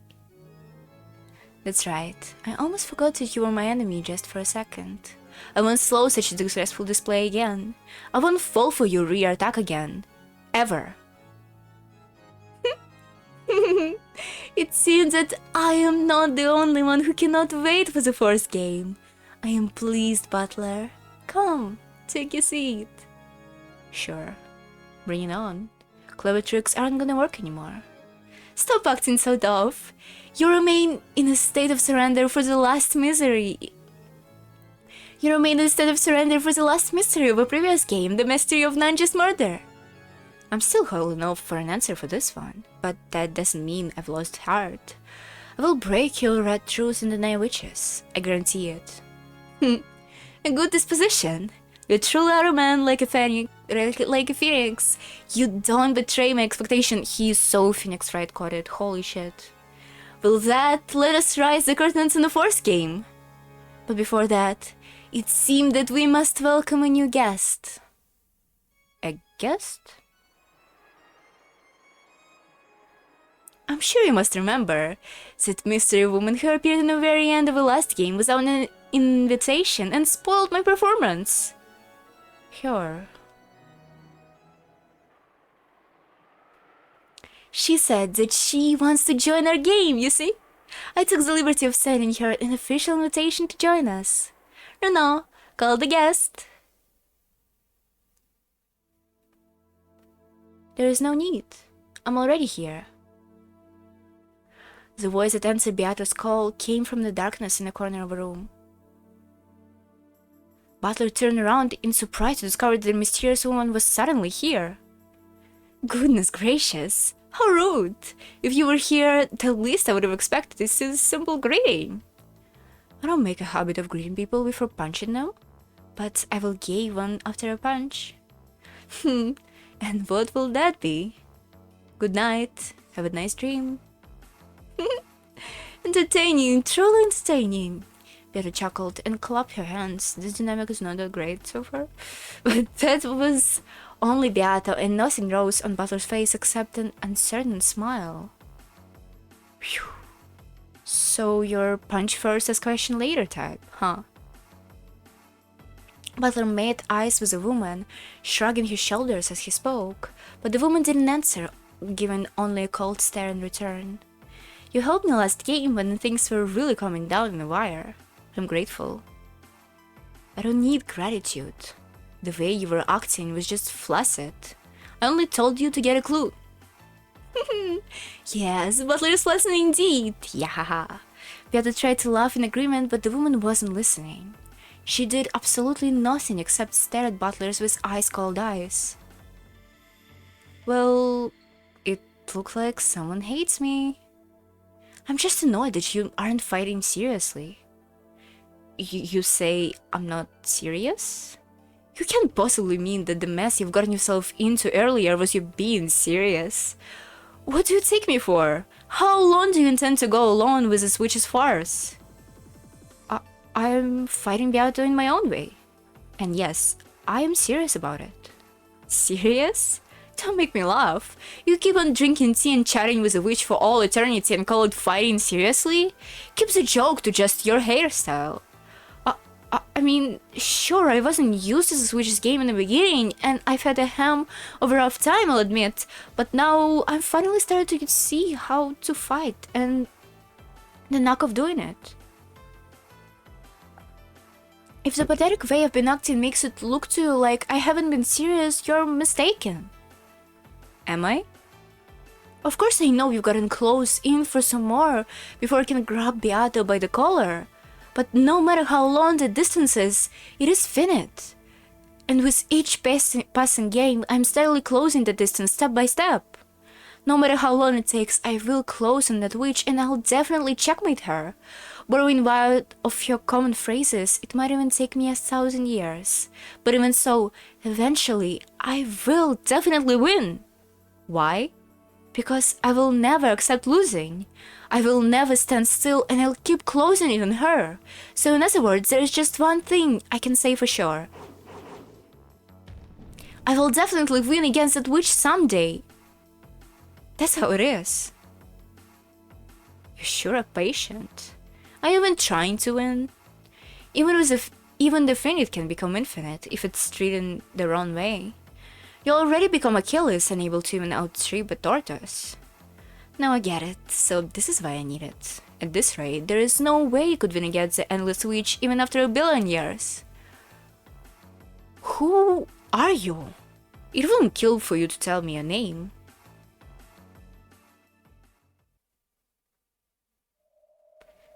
At that point, the woman fell silent, gazed straight into Butler's eyes. At first, Butler fluttered under the firmness of that look, and her gaze wavered slightly, but as her eyes continued to stare into his, gradually he found himself becoming lost in them. He's your sister, don't forget it. And in their depths, he saw a light that he had seen at some time before. Butler was struck by how strongly they remembered the eyes of a girl who definitely couldn't be here, but that was completely impossible. I know it's stupid, but for some reason, I'm getting that feeling. But that can't be right. She's supposed to still be 6 years old. You couldn't possibly be Angie, could you?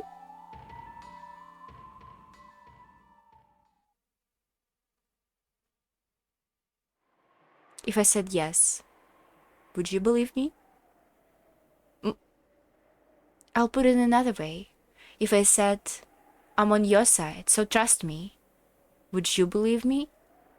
Would you unconditionally trust some unknown woman you're meeting for the first time just because she looks like a little like someone you know? It's because you're so trusting that you've tricked so easily in the last game and cried so bitterly. You said it yourself. That kid is 6, right? Do I look like I'm 6? And despite that, if I were to claim that I'm that kid, you'd still just swallow the story? When you put it like that, I guess you're right. Sorry.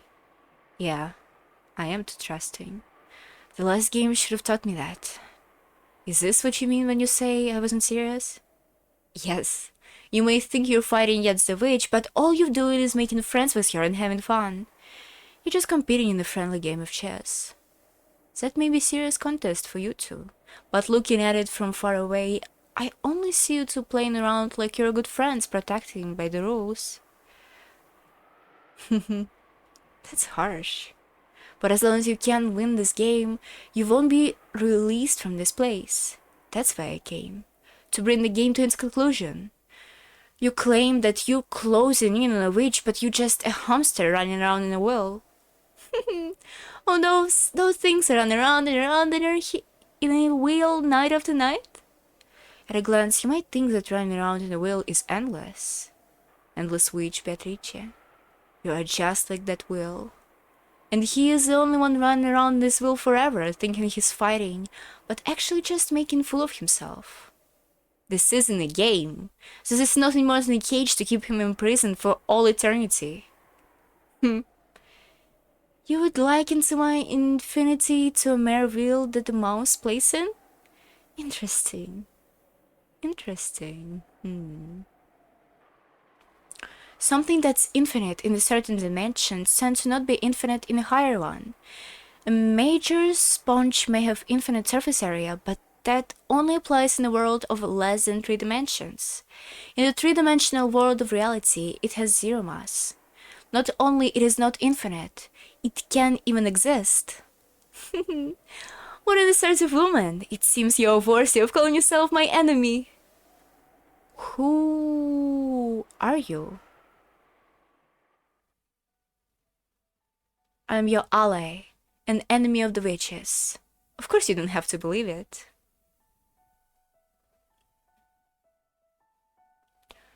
No one can prove that I really am your ally. In fact, it would be preferable if you stayed on your guard strongly enough to find me very suspicious. You're right. I got burned badly the last time. I've got to be at least that careful. I'm done with getting tricked. Beata laughed with true satisfaction in a way that line insulting. In a way that was insulting only to Butler. People don't just get tricked out of blue. They neglect to check things for themselves and entrust that to other people, and that's when they get tricked. Saying that you thought the light has turned green just because you saw other people start crossing is no excuse for getting into an accident. Get it? Yeah, I get it. You're telling me not to swallow information given to me by others, but to think for myself. I've just been swallowed the magic that Beata showed me. I'd stopped thinking. That's why it was no good. Butler grimaced as he remembered his many painful losses, seeing that the witch laughed audaciously once again. I will advise you in a way that will be to your advantage. Of course, you shouldn't just swallow the things I say, because no one can prove because no one can provide absolute proof that I'm on your side. In the last game, Virgilia, who had thought was an ally, turned out to be on the witch's side after all. Butler couldn't get that eerie smile worn by Virgilia, who he had even thought of dependable, out of his hands. Out of his head? So you don't have to unconditionally trust me. Therefore, taking my advice as nothing more than an option to be considered is absolutely fine. After all, the player who's fighting in the game against the witch is you. Yeah, you're right. Saying I lost because I followed the moves of an outsider would be just too pathetic for an excuse. Indeed it would. My opponent is Butler. You're nothing more than an outsider. It is good that you understand that. No, I'm not an outsider. Beatrice, uscirmi a Butler, and me with my bird's eye perspective over you will fight in a formation almost like a triangle. At a glance it might not seem to be an tight front, but fighting together is not the only way to form a united front. What a nice thing to say. Just now he described fighting you as a close in the distance, but you can measure distance with a single eye. Only with two eyes are things visible in three dimensions, and only then can distance be measured. And having two viewpoints is meaningless if they are in the same place. You can gauge the witch more accurately if they are far apart. Shooting from different positions and different angles, so like crossfire then. Interesting. We will shoot from different positions and different angles, so I won't make friends with anybody, in order to separate my own position and catch the witch in a pincer attack.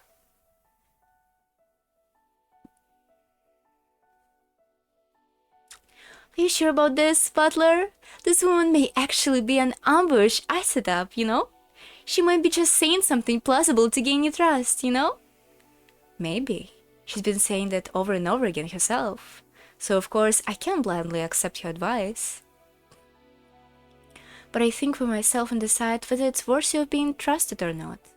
As long as I don't stop thinking for myself, I won't be tricked by anyone again. Impressive confidence, Ishiramiya Butler. After you said so much, it makes me want to trick you all over again, you see?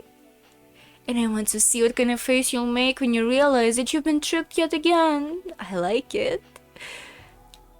So it looked like you know my name, but I don't know yours. Tell me your name.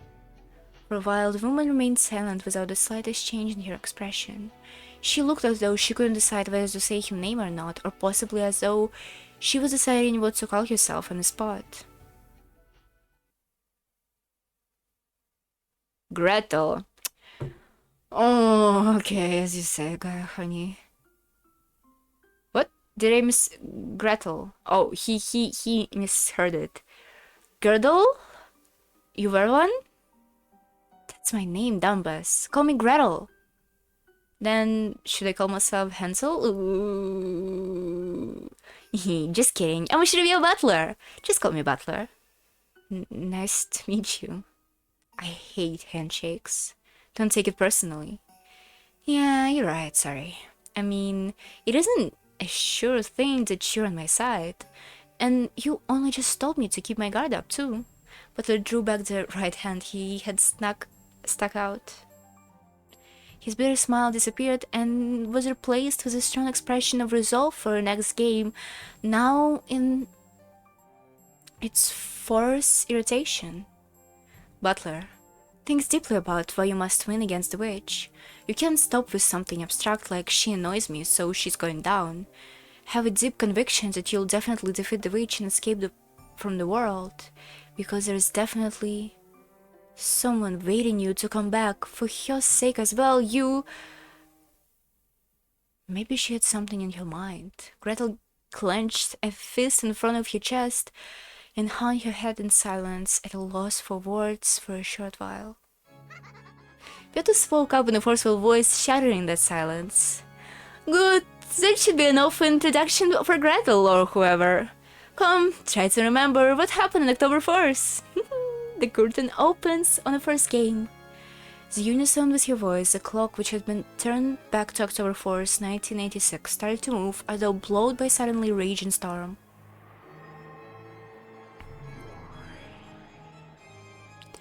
While we remained in the witch's tea room, the blue-gray sea and the green Rokujima spread out beneath us, and we could see the boat heading here, trailing a wake behind it.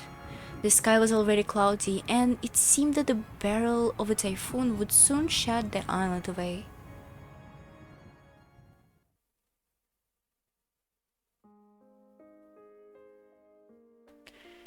The boat docked in the harbor, and Goda, who had been waiting here, could be seen helping to unload it. And finally, the boat dropped off all the passengers and began to separate from the island. The relatives started to get swallowed up by the island. You're as energetic as ever, Maria! Maria-chan, you'd trip if you don't look out. Be careful! Gonna fall, gonna fall, gonna sink, gonna sink. All my fondly remembered cousins I had loved so much dashed away through the beach, disappearing as they were snuck into the forest path leading to the mansion. And of course Oni-chan would be seen among them too. Damn it! Hold it, Maria! You nimble little brat! Maria One-chan, who I had loved, dashed away, and Oni-chan chased after her. Were they swallowed up by the forest? Following in pursuit, Mom and Dad were also swallowed up. The rest of my relatives were swallowed up too. Swallowed up, leaving only me behind. You idiot. How long are you going to joke around and play with a witch in a place like this? Come back quickly, Oni-chan. Don't leave me all alone. And realize that a cruel and lonely world and end up isolated in.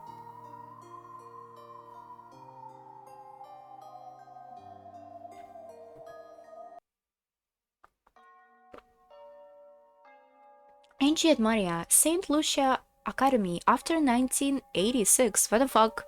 Are we full of flashbacks? Okay, let's take a 5-minute break. I want some chocolate bread and I want to fill my water and I want to put my phone on charge. Okay, be right back. 5 minutes.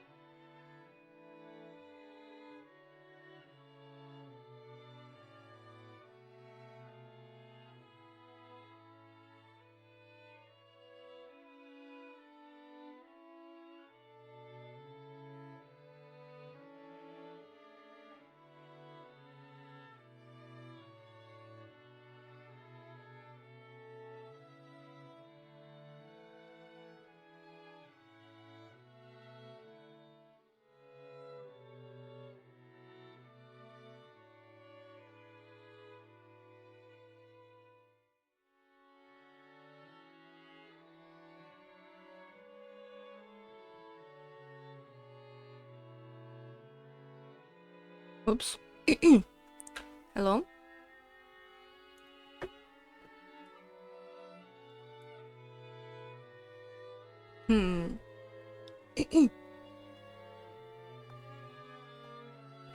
You. I have... Okay, whatever. We're not gonna talk about it. Scott Pilgrim anime is out. That's exciting. That's what I'm gonna watch today. For sure, for sure. I'm also working on like 5 different arts, and all of them sucks. None of them is art that I like. I wonder if I gonna finish at least fucking one of them. Life is hard. And then you die.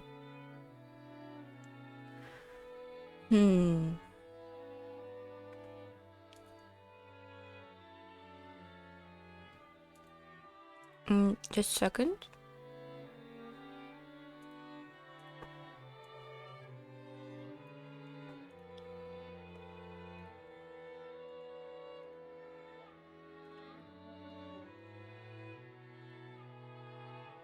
Scott Pilgrim takes off.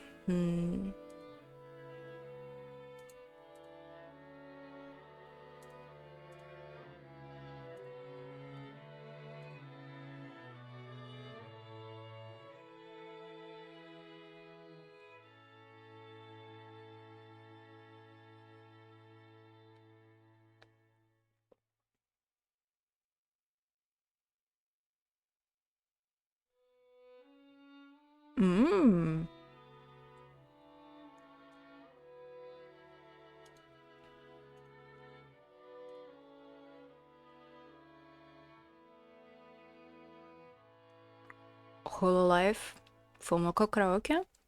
Pretty good. Okay, sorry. Should not scroll fucking YouTube. Good day to you. Good day to you. Whoa, she looks pretty in this outfit. This is a cute outfit. Good day to you is a standard greeting used here. How's it in Japanese? No matter how many years passes by, the style of greeting still feels very awkward. I had responded to the greetings in order to stifle that awkward feeling. Awkward feeling, isn't it? 1986? Why? She doesn't look very young. But the classmate who'd spoken looked at me blankly. Oh? Oh, what this? I think you must be mistaken. Their choice of words and manner was certainly what you could expect of a school for rich girls, but at their core they were all innocent and cruel. As many children of that age, it seemed they found it funny that I mistakenly thought the greeting had been directed at me. No, it must be opposite. Maybe I should say that they didn't know what to do after being greeted by an introverted kid by me. No, judging by the look of my classmates glancing this way over the shoulders and whispering to each other, there were even some who seemed to consider their refreshing morning routine. What? I'm sorry, I lost it. No, judging by the look of my classmates glancing this way over the shoulder and whispering to each other, there were even some who seemed to consider their refreshing morning ruined. I am depressing, because no one likes me. So trying not to get in the way of everyone's refreshing morning anymore, I entered the classroom in a low crouch. Almost like I was scanning across the island in a movie theater while the movie was running. What the hell? It's an old dorm academy called St. Lucia Academy. It's not a school that just anyone can get into simply by passing a test. It's a hidden rich girls' school known only to a selected group of celebrities from various circles. For lofty nobles who truly wish their daughters to be brought up like saints, this is probably the ideal academy to which to protect them from the impurities of the common world, but at the same time, it was probably also a convenient place for nobles to confide daughters who they didn't want the public to know about. As well as an academy isolated from the impurities of the common world, it also held excellent potential as a prison school. Ooh. I was truly among the latter and spent my days confined in the St. Lucia Academy, as the weeks, months, and years dragged on the mind-numbing pace. Of course, there weren't many students like me, and you couldn't tell us apart at a glance. However, even if they didn't come forward, you could usually guess from their appearance. Because as they were always hanging their heads all the time with an expression of their faces as though the whole world had abandoned them. And every class had one or two kids like this, so even if they didn't speak up about it, you could guess who they were. So, even though I never confessed that I was one of those kids, at some point everyone in class knew. Just like how seriousness of my injury grants you status in a hospital room, here, a status is granted by the nobility of your birth. Those who aren't permitted to go out in public are probably nothing more than a filth to them. They may think that getting involved with students like that would dirty them as well.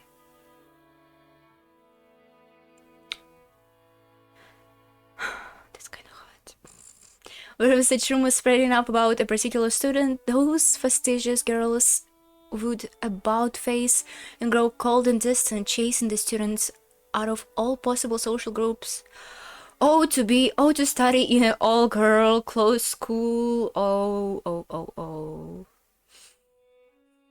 I had that to think was a quiet and solitary school life of mine. Well, that's only if hearing people whispers behind my back, finding my things lost or broken all the time, and having everyone pretend like they don't know anything about it can be called a quiet school life. It must be wearing a very expression already this morning. I can understand completely why my other classmates who had been enjoying the refreshing morning would want to click their tongues upon seeing it. Consciously trying to do my best to avoid taunting my classmates' morning, I quietly took my seat. Then usually someone came to talk to me. It was a class leader. "Good day to you, Shiremiya-san. You seem to be in a bad mood this morning. Are you certain you're getting enough sleep?" "Is this some business you have with me?" "You do not know you're the only one who hasn't submitted your questionnaire for class presentation. Did you forget the deadline was yesterday?" I'm pretty sure I heard something about that sometime last week, but I think the questionnaire hadn't been passed out yet. All the necessary information would be written on that, so it should have been no problem to forge about it until it was handed out. I wasn't given a questionnaire. You must have been. The dormitory leader distributed the copy to everyone. If you lost it, all you have to do is honestly say so. I lost it. I'm feeling it right now, so could you give me a paper? Again. Either someone lost my paper, or they involuntarily didn't tell me about it. But I have no way of knowing who was behind this. In the end, treating it as though it was my own carelessness would settle everything more quickly and without any drama. Once you fill it out, drop it in the questionnaire box in the student council room yourself. Our class is the only one, you know, that didn't get everyone's in by last night. As I hung my head as a class leader scolding, I could hear the giggles and whispers of people watching coming from no direction in particular.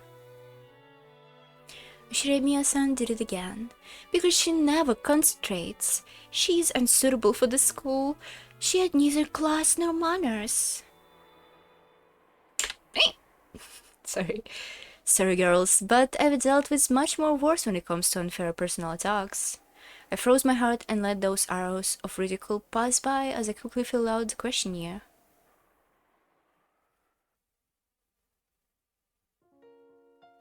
When I heard the news that Mom, Dad, and Nichan and the rest of my family had died, I was in the house of my grandpa on my mom's side. The only survivor of the accident was Shiremiya Eva. Only Aunt Eva. Every time, even at the time, I hadn't really liked Aunt Eva. At a glance, she seemed to act kindly to me, but even as young as I was, I could see clearly that she was something believing Dad and the rest. And I didn't like her. So when it was decided that Auntie Eva would take care of me, I was pretty miserable. It wouldn't have mattered if my nice Uncle Hideyoshi and Georgia Nissan could have been here too, but I hated the thought of living all alone with Aunt Eva. I had an honest talk with Grandpa about it, hoping that I could live with him. However, Aunt Eva was very insistent that we should be the one who look after me. Aunt Eva had no desire to remarry, so she said I was essential for the succession of the Uchiramiya family. Aunt Eva felt very strongly about the house of Uchiramiya. She firmly demanded to take charge of me right away so that she could give me an education and a lifestyle fitting for the successor. Complicated negotiations with the lawyers apparently took place, but in the end I was forced to go live with Aunt Eva. After she took me in, Aunt Eva told me something. You must bear all the glory and history of the Uchiramiya family. And in order to make you a fitting successor to bear that, your life from now on will be dedicated to studying like hell. Sacrifice the rest of your life as the Uchiramiya family. She was definite about it. At first I thought she meant exactly what she said, but I quickly realized it wasn't the case. Because even then, in Auntie Eva's eyes, the one most fitting to be successor was Georgia Nissan, who was passed away. She killed him! At my first meal, I was strictly instructed and interrogated about my table manners, and was forced to listen to her disparage mom and dad as though they had been neglectful in my upbringings. I also received the same strict instructions regarding manners at my first party. And I was insulted in public for my clumsiness and forced to endure insults to mom and dad as well. What the fuck? After that happened enough times, I finally came to understand. Aunt Eva didn't really want me to be a successor. She thought that the one who truly fit into be a successor was Georgia Nissan, and she couldn't forgive the fact that it was going to be me. So I was disparaged in front of all of those people, humiliated. And she made it known far and wide exactly how inferior I was to Georgia Nissan. Surely in memory of your dead son. No, she must still have been mourning his death. However, that wasn't something I could endure. I couldn't possibly live together with Aunt Eva. I would be eternally suffocated, continually compared to her dead son. Even as an elementary schooler, I understood that. I ran away from Uncle of Shiramiya and tried to go to my grandpa's house. However, Aunt Eva had already foreseen that. Now, thinking back at it, she might have been luring me into escaping. I was caught by the guards and brought back, and for being a coward who had disgraced the Ushiramiya family crest and attempted to abandon the Ushiramiya name, I was punished in a way that makes my whole body shake and shiver just remembering it. Shiver. How could I describe that Auntie Eva was like when she punished me? Frenzied? Gleeful? The anger and sadness of losing her beloved son, and well as her hatred and pain towards the fact that I was going to steal the hardship her son was meant to inherit, and the dark picture of being able to let those feelings out on me. I was pummeled with all of those negative emotions at once.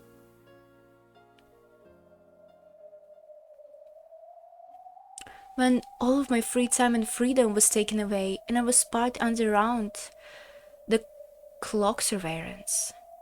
I may have lived in a gorgeous mansion and been dressed in expensive clothes, but my heart and my dignity were being trampled upon, and I was the Ushiramiya family's slave. It's Carol, just kill her, lol, just kill her. Compared to that lifestyle, the derisive laughter of my classmate here felt refreshing.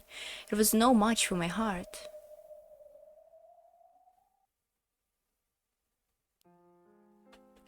After filling in almost all of the fields of a questionnaire with nothing in particular, I folded it up and put it in my pocket, because if I left it in the desk, I must lose it again. Might lose it again.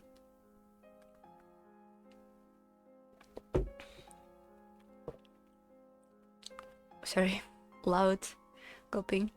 After dropping it off in the box in the student council room during our lunch break, finished lunch by myself as usual and headed behind the school building, where no one was around. Only the time I spent by myself could protect me from the derisive laughter and whispered comments. I didn't like Angie. I said at first that I really liked her at the first glance. I like her design a lot. But I don't really like her. Ooh! That's funny. Lambda Delta, Beatrice, Maria, Angie, and Costello. Are we gonna have like Maria turning into a witch or something?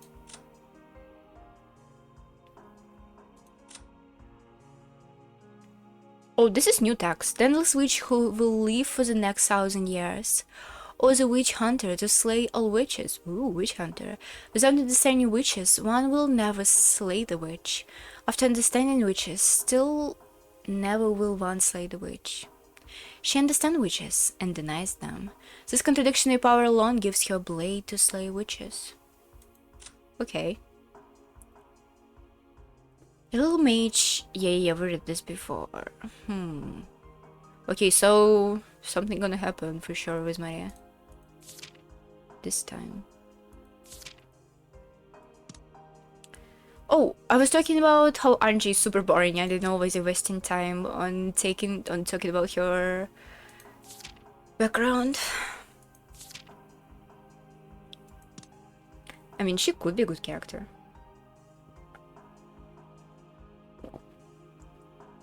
She could be a good character with development and not with background checks. But you know, who am I? Who am I to criticize this? Since I was hatred and didn't have a single friend, my time alone was the most kind to me. After checking the surrounding bushes to see whether some malicious classmates were hiding and treating my time of quiet, I finally relaxed the tension from my entire body, knowing that I had gained some true peace. Then I let out a sigh. It lingered heavy, as though it was the first time I had breathed out today. My previous favorite place behind the vegetable garden storehouse had been found out by my classmates, and now they would mess with me here, so this was my new lunchtime hideaway. Oh, I'm hungry. There was nowhere to sit behind the school building. I crouched down against the wall in the shadow of the bushes, opened my bag, and took out a book with an elaborate, old-fashioned binding. Just glancing at it, you would probably think it was a religious book written in the Middle Ages or something. But this isn't a book, it's a diary. Of course, it's not my diary. There aren't any special things worth writing about my daily life. Every single day is grey, cold and dry, yeah, we get it. Even nothing changed from day to day, there aren't any notable changes worth writing down. This is the diary of Maria Onetian, who I had been very good friend with. She was 3 years older than me and a bit of a funny person, but Onechan was always a warm, wonderful cousin. She would always grab me by my hand and invite me to play some fun games. I remembered that getting to see her was the most enjoyable thing about family gathering. I thought I prefaced the switch for an elementary schooler. The handwriting that greeted me when I opened the diary was fairly accomplished, and while admittedly it had been written using every other line, the pages were dense with text. Was she just hopelessly obsessed with jotting everything down in her diary? Probably. How did you even get it? To her, writing your daily life down in a diary was probably like having a conversation with another part of yourself. So rather than a journal in which the events of your day were simply listed, Maria Onetian diary was written like a letter to another Maria, telling her of the events of a day. I have found the diary among her belongings after her death, and had secretly taken it home.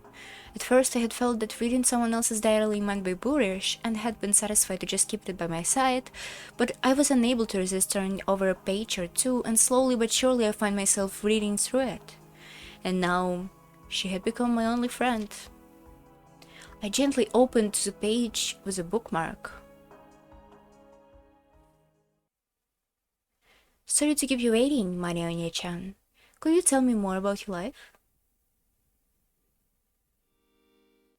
At the same time, a very, very soft breeze blew tickling the pages, and I thought the open diary might have sparkled faintly. The weather was good today.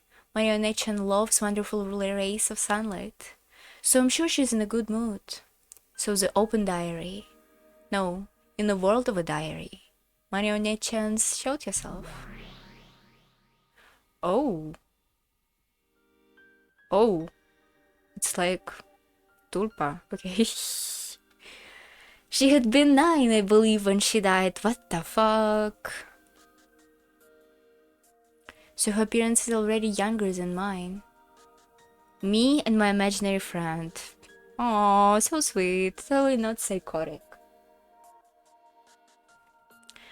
But I called her Onechan, and in turn she finally called me just Angie. Angie, you were slow getting here today. Was it packed at lunch? Yes, it's always packed, because groups of friends install themselves in the seats and stay here even after they're finished eating. It's pretty fatal if you go to the dining hall late. I was on cleanup duty today. I'm fast at eating. The faster you eat, the more you can play. I do too eat really fast. But because I'm kind of fucked up. Maybe she noticed that I was still bitter about how the duty has been forced upon me, shortening my lunch break by a bit. Marionette-chan brightly changed the subject. Grateful for that consideration, I responded that I eat slowly. Maria said something about how she'd teach me the trick to eat fast and cheer me up. I read it in the diary. No, I heard it from Marionette-chan. She was once ranked #1 among the girls of speed eating leaderboard in her grades newspaper. What? She had been very proud of that, and had apparently been a little disappointed that her mother, Auntie Rosa, hadn't prized her very much for that. Okay, so I'll start today's story. How far did we get yesterday?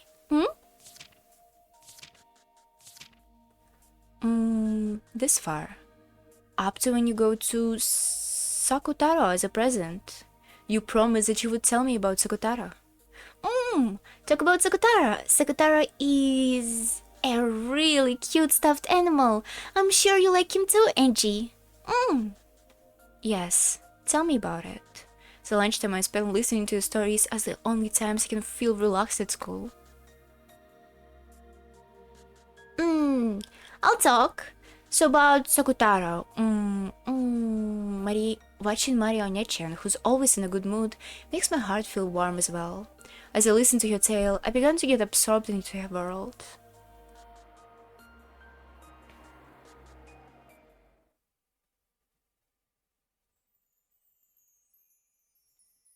Pumpkin Inn, Nagara Mart. Happy birthday, Maria! Sorry I got back so late. Oh, she's so cute! Look at this! Oh, she's a bunny! She's just like me, for real, for real. She has a little cute bunny cape. Adorable. Good job with your work, Mama. I know you're busy, so waited without crying, even when you were late. Was good and waited, watching TV. Yes, you're such a good girl, Maria. As a reward for waiting politely, you can order anything you want today. Of course, only as much as you can eat, okay?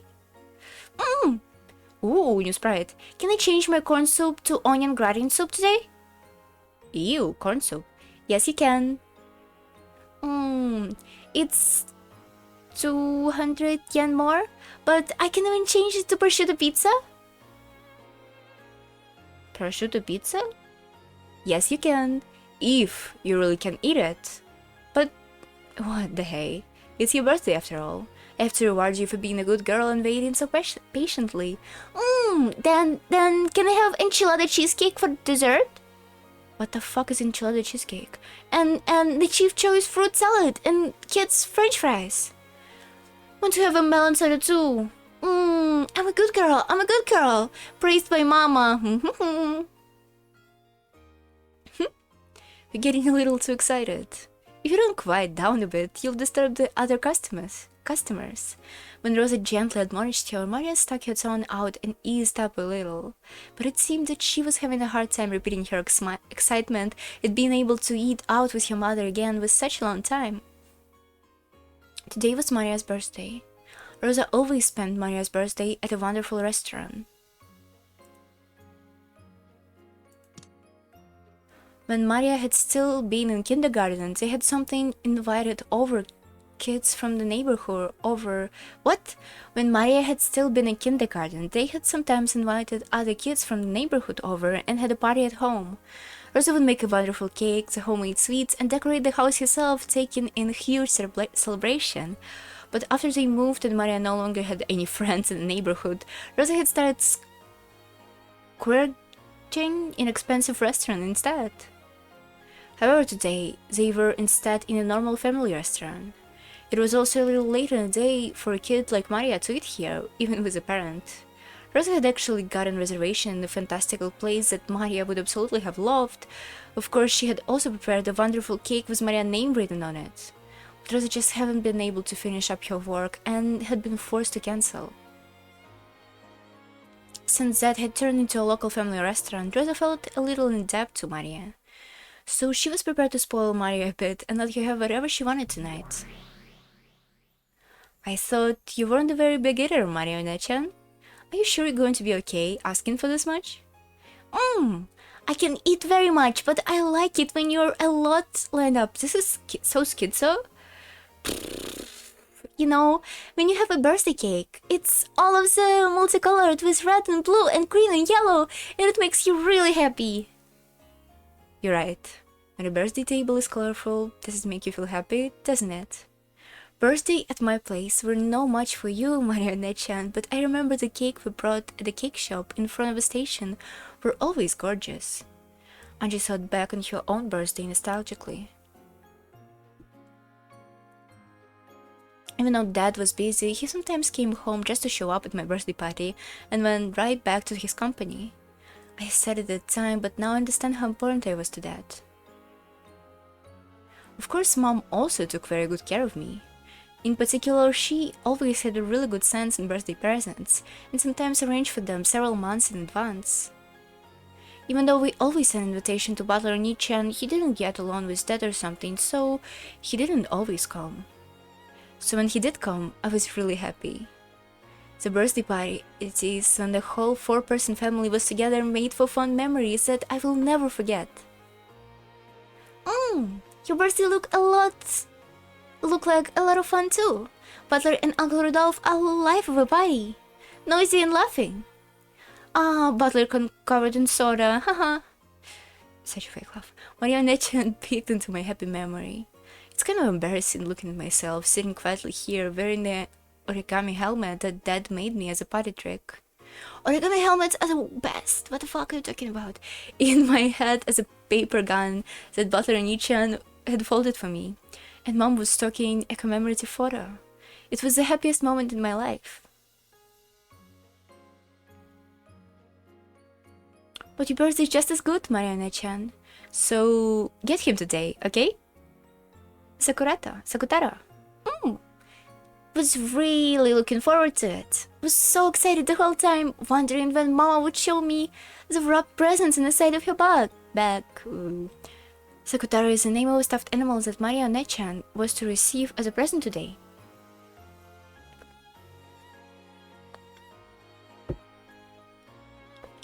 For quite a long time, Auntie Rosa had been making a stuffed animal to give her as a birthday present today. It was apparently to be a cute lion stuffed animal, and Marionette-chan had already given it its name Sakurata, even though she hadn't received it yet. Today she was looking forward to meeting Sakurata even more than celebrating her own birthday. Auntie Rosa ran a clothing design company. It did actually seem to have a brand name too, for what it's worth. I think it was called Auntie Rosa in English? What? The slogan was supposedly, I can't forgive the way I was before today. What? Unfortunately, I've never met anyone who knew of that brand name. Maybe it wasn't that famous. So in any case, Auntie was pretty skilled with her hands. I heard that some of the clothing she's wearing she made herself. So making a stuffed animal had to be well within her capabilities.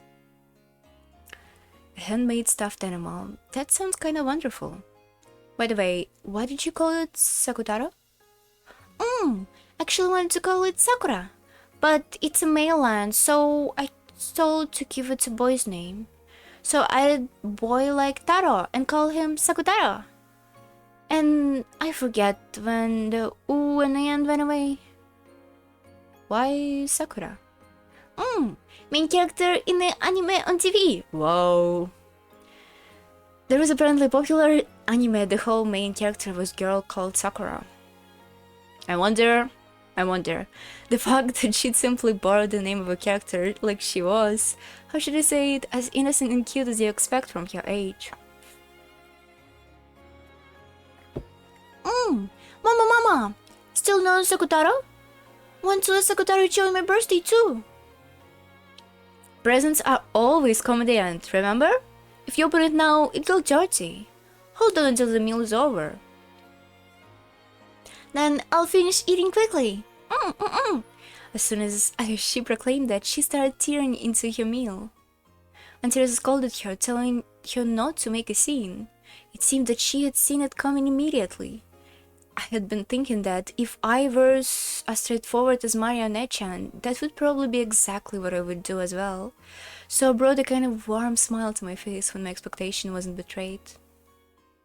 In the end, Auntie Rosa succumbed to her daughter's eyes sparkling with anticipation, cleaned the table, and took out the long-awaited wrapped present. Happy birthday, Maria! I couldn't spend much time on it, so I couldn't make it very well. If you made it, Mama, I'm happy with anything! Sakutaro! Auntie Rosa spoke slightly humbly, but Marionette-chan was ecstatic even before opening the wrapping. I could really understand that feeling. It's not a matter of quality. Just the fact that it was handmade present was more pleasing than anything. Can I open it? I'd really prefer you to leave it until we get back home. But just for a bit, okay? We'll just have to take a look and say hello, then put it back, alright? You can give him a proper greetings once we get home. We're in public, so you can't fool around, understand? Can you promise? Promise! So, can I open it? Mama! Yes, but just for a bit, okay? Yay! Before Auntie Rosa finished her sentence, Marionette-chan started unwrapping her presents.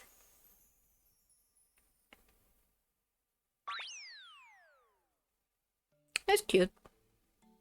The tale of Sakutaro's tenacity, what the hell? And straight away, yellow and orange speak out. What appeared was slightly blank-looking Blank-looking? It looked super cute and fleshy. What are you talking about? Blank-looking stuffed lion with a cute round eyes and a cute white chest. It was about the size of a small pillow. It's also huge! It looked pretty big, held by a short person like Marionette-chan, and it probably wasn't that large. From the perspective of someone who hadn't known better, it would probably look like something cheap brought from a department store or something.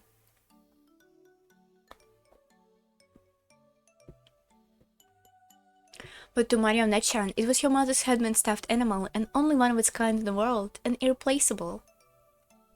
What the hell? What is this happy family?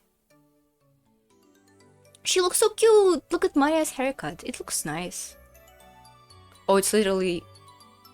I kinda like mine. Whatever. Sakutaro! Cute, real cute! Thank you, Mama. Thank you so much for making such a cute stuffed animal for me, even though you were so busy with your work. Perfect child, precious. Please don't praise me so much. It makes me feel embarrassed. It's still pretty huge, excuse me. It's like with Maria's size head. It's pretty huge. I couldn't take much time, so I couldn't make anything that good. I actually wanted to make one so big that you couldn't wrap your arms around it. No, this is good. With this size, we can always be together. We can go out together. Sakutaro, I'm your Anya-chan. It It really is cute stuffed animal. So this kid is your best friend, Sakutaro? Can go to school together, but we're always together at home, and he's my best friend. You know, Sakutaro is very innocent and cute, and he's always nice to me. Cheers me up when I'm feeling down, and plays a lot with me when I'm feeling good. So, I'm not lonely anymore. Not lonely when mama is busy with work and I'm all alone, and even if no one plays with me at school, not lonely at all. Right? Sakutaro! Ryu!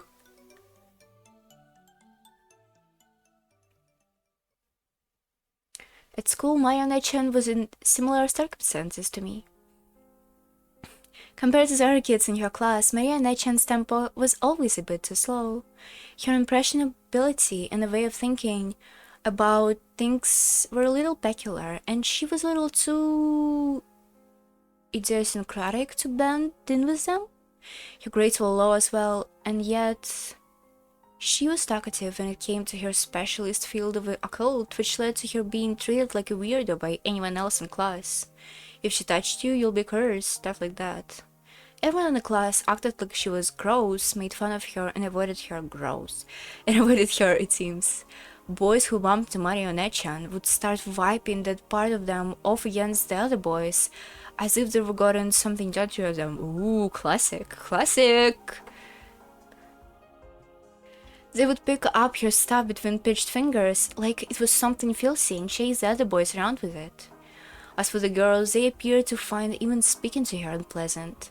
They ignored her completely, giggling and sneering at her whether she made a mistake. Used to look like bullying is the same in all eras. Humans really doesn't advance. Go instinct already. I'm sad to be bullied, but I think it can be helped. It can be helped? Why? Cause there's a rule that says every class has to get a kid who get picked on. That's a horrible rule. I want to find whoever made it and hit them over with the head with a brick. The corner of it, obviously. What was this? If I wasn't here anymore, I'm sure a new bullet kid would be chosen in my place. By staying strong, I can protect them. As she said this, she smiled faintly. Marionette-chan's way of thinking really is unusual. Oh, pure girl. According to her, there is always a witch residing in a place called school. No, she said that anywhere that a lot of people gather will almost certainly have a witch residing here. Uh-oh. The witch tries to make the students perish by disease or accident so that she can steal their souls. She sometimes also corrupts the souls, leading them down a path of evil. What is this Pokemon backstory? Excuse me? Marionette-chan told me that an angel came, not content to let that happen. And the angel, she tried to defeat the witch, but the witch was powerful, and the fight continued for 7 days and 7 nights, but even then, it still wasn't over. The tried-out witch asked for a truce and proposed this. I've heard this before. Thus far, I have made half of the students in the class become sick or injured, but in exchange I have protected the remaining half of the students from sickness and injury. Therefore, if you will make just one member of a class sacrifice to me, if you will make them the bullet kid, I shall protect all of the other students from sickness and injury. Uh-oh. That's so sad, wasn't it? The angel thought about it. Compared to half the class suffering misfortune, having only one person to be unlucky, one would be much better. Can you imagine that fictional anime 12-year-old knows better about the trolley problem than most middle-aged people on Twitter? This is amazing.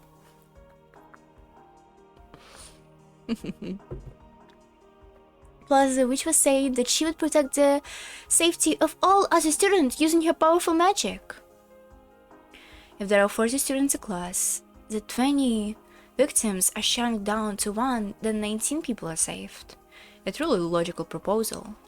I wonder if this fairy tale has some kind of motive. If it's creation of Marionette-chan, a 9-year-old girl, that would be pretty impressive. The angel decided to accept the proposal, so though a single sacrifice, 19 people was saved. So my role is important, the witch is protecting 19 people. Because of us becoming sacrifices?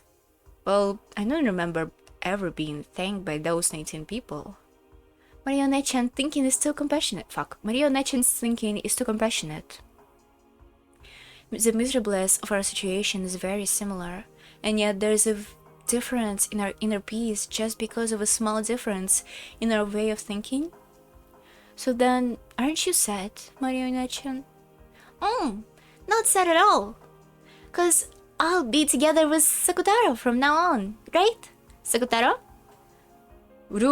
If I can be with Maria, I'm happy to. Look, Sakutaro is saying he's happy too.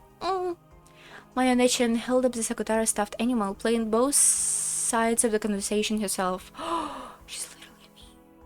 I don't understand, but that's exactly what I want to reach Marionette-chan's level. It's what makes me so strongly... I'm sorry, I wasn't in a blessed day. Oops.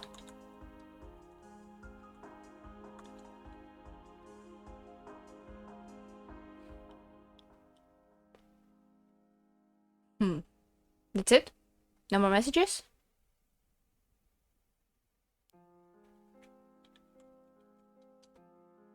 Okay, now that's it. No more messages. Sorry. It's what makes me so strongly interested in your tale and your words. Angie, is it tough because you're all alone?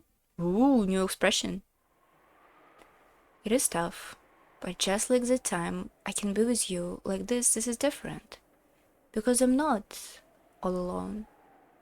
Even if Sakutaro becomes your friend too, it'll be more fun. Okay. Okay, starting today, Sakutaro is your new friend. Right, Sakutaro? Can we go back to reality, please? Uru? I am Angie's friend? Uru, Angie! Skillfully moving a stuffed animal like it was a puppet, Marionette-chan made Sakutaro emote. She was controlling him, but the charming way he waved his short hands and cocked his head to the side made it feel like he really was a new friend called Sakutaro. Of course, if you were to look at it with cold eyes, you would only see Marionette-chan confronting mopey old me with a stuffed animal. I don't think that's what you're gonna see here, but okay. But that stuffed animal was definitely been imbued with the soul of Marionette-chan's love. So I accepted the existence of being called Sakutaro inside that stuffed animal. Come on, say hi to Sakutaro, Angie. Come on, you say hi too, Sakutaro. Uru? Is Angie a scary person? As Sakutaro timidly looked at me, he unexpectedly made my gaze and hid behind Marionette-chan's back in surprise. Marionette-chan's really is good at playing with stuffed animals. It's okay, Sakutaro. Angie ain't scary. She's a very nice girl. Hello. I'm Sakutaro. Uru? Pleased to meet you, Sakutaro. I'm Angie. I'm glad to be a new friend. I held out my right hand as though asking for a handshake, then Sakutaro's short hand would stick out towards me and lightly touched my index finger. After all, the size is all wrong for a handshake between a human and a stuffed animal. So greeting by touching each other's fingers was our handshake. Ooh! See? Now two of your friends! 2 people funnier than 1 and 3 people funnier than 2! Uru! Marionette-chan had given the name Sakutaro to the stuffed animal she was going to receive on her birthday. It had warmed and expanded his existence in her heart for a long, long time. Therefore, even before she had met him, his existence had been sublimated into a personality. From the very first moment they met, the two of them were already friends. Of course, I don't think anything could be as personified and loved as Sakutaro was, but that wasn't anything extraordinary in Marionette-chan's eyes. She loved the things she owned very much, treating them just like friends or beloved pets. Maybe it was partly like Auntie Rosa hadn't let her keep a pet, or maybe just her innate desire to treat things as though they were precious. Maybe it was that she was so isolated and she had been forced to find friends closer to home. Because of all those various circumstances, this wasn't anything extraordinary from her perspective. Yet even so, Sakutaro, no, maybe I should call him Sakutaro like Maria and Echan. It was certain that Sakutaro was a stuffed animal. No, a friend who was more loved than anything or anyone.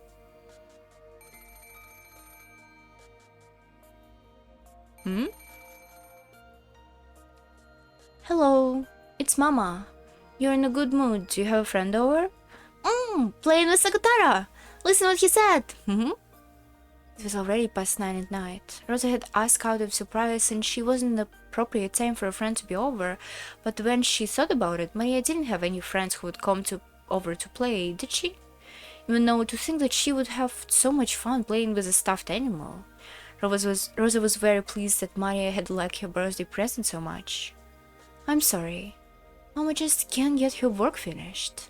We're having tonight's time with the next year's... We're having a tough time with the next season's lineup. It looked like we are finally starting to get noticed bit by bit, and I really want to somehow make an impact here that can meet their expectations. Staying over again? Yup, it's okay. Do your best, Mama. Really? Thank you, Maria. Thanks for understanding about Mama's work. Rosa was very surprised when Maria had accepted with such an indifference that she couldn't come home. Telling Maria that she would be coming home late or staying overnight has been a heavy burden on Rosa. Maria would start crying about how lonely she was on the other end of the phone, and it took a lot of time and effort to calm her down. To think that Maria would accept it in such high spirits. Is it all thanks to Sakutaro? Rosa had once again pleased that she had been given such a good present. I'll make sure I can come back by this time tomorrow. Let's eat dinner together tomorrow. You haven't eaten dinner yet, have you, Maria? Buy a bento at the convenience store and eat that. No sweets and no soda. Make sure you get a receipt with your change, okay? Shopping with Sakutaro, shopping with Sakutaro. Hey, no Sakutaro. Have him watch over the house. From Maria's manner of speech, Rosa got the feeling that Maria has been going shopping with that stuffed animal without her knowing about it. Rosa's forehead creased, and after thoroughly telling Maria that she was absolutely not to, she hung up. Look at this! This is insane. This is crazy. To be fair, I would self-destruct if I lived in a room like this. There's so much shit here, Jesus Christ.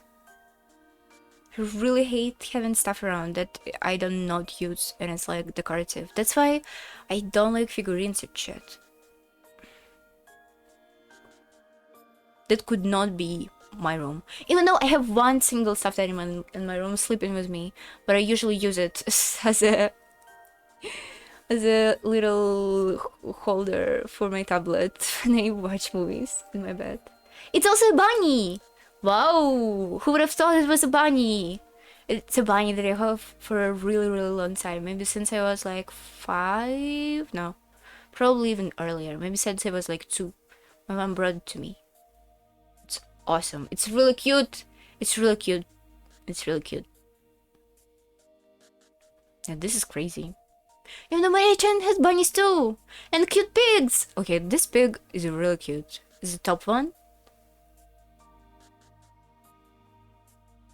Is this capybara in a... Oh, you can see it.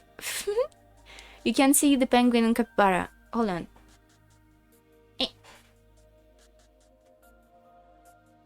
Okay, whatever. It's not possible. Oh, whatever. Is this... Why Maria has a fucking sweets standee in here? Oh, Mama said I can go shopping with you. Uru? Can go shopping with Maria? Staying home alone will be lonely. Why did Mama say not to go shopping with you? Uru? She must be embarrassed for people to see you and me together. Embarrassed? Why? Mama often says not to take me outside, and she usually words it like, no, you're too old for that now. But I'm not embarrassed at all to be with you. I'm a lion, but I'm a stuffed animal. You're a lion and a stuffed animal, but you're my friend. So let's go out together. Just when Mama isn't around, as a secret. Are you embarrassed too? I'm not embarrassed, but... Uru, the people outside are a little scary. So that's it. Okay, I'll make it so you don't have to be scared about going outside. Leave it to me. I've got something useful. Maria started fishing around her messy room. It is pretty messy. I hate messy rooms. Rose often told her to clean it up, but she was just bad at cleaning up in her room. However, she knew more or less where everything was. So much so that whenever Rosa would take it upon herself to tidy up, Maria would have trouble finding things. Real? Found it! Look, Sakatara! A knapsack? Knapsack? Can't believe Sakutara has his own team. I can't believe we're wasting time on all of this. I wonder how the fuck this is gonna be important in the beginning, in the end. Oh, Maria proudly held it up high. Sakutara looked at the gaping open knapsack and shifted uneasily. Uru? Maria, you aren't saying... This way we can go shopping together, and you won't be scared.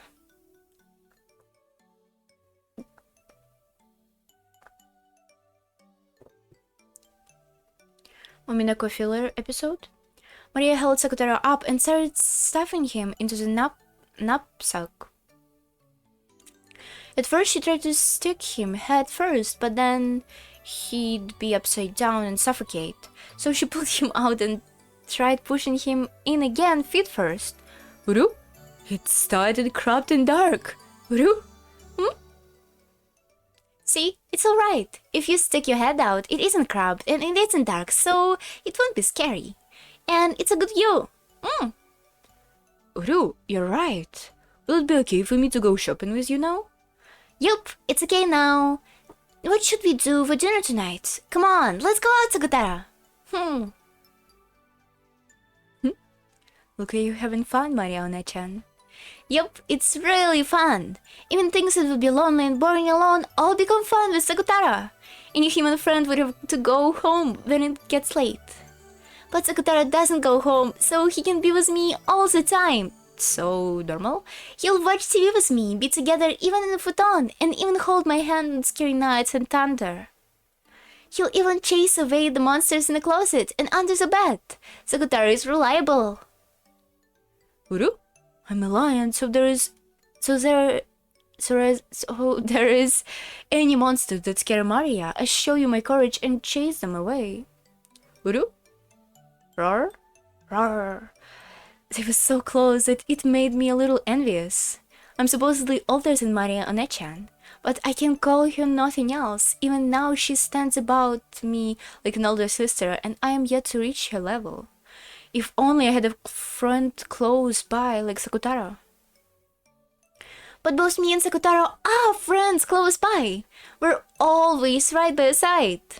It's just like your magic is weak, so you can't perceive us unless you open my diary like this.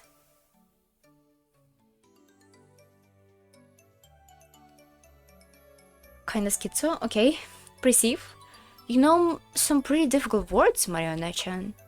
According to her, this world is full of magic and spirits, as natural and nearby as a light breeze. You don't normally notice or see the wind, but when incense or something trails smoke, you can see it, right? Right. And even if you can see it, it is always nearby. That's it! Me and Sakutara are always really close to you, Angie. Gods and spirits and guardians are all always right next to us. But if you aren't conscious of them, you can feel their existence, like wind that can be seen with the eyes. Oh my god, Beatrice propaganda is God to Angie, even though Angie 12 years later.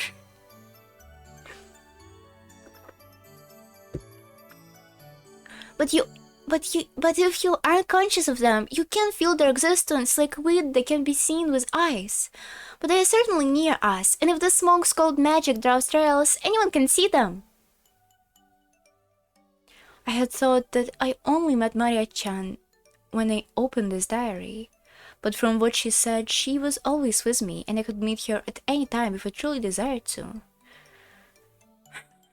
Along with the recording of my life, I let a fragment of my own soul in my diary. Thus the power of my magic resides in the diary, but it's very faint, so no one other than you can detect it. Only I can tell? Yup. After all, the power of a witch resides in you, just like it does in me. If you study hard, even you can definitely become a great witch in the future. A witch. I wonder if it's fun. Ooh, it is fun. If you do that, you'll be able to tell me that the Sakutaro will always be by your side, even without opening the diary. And then every day will be so much fun. And then I can introduce you to all my other friends. And then every day you'll have a lot to do, and it'll be very lively. Jesus Christ, how the fuck YouTubers do this sometimes? I'm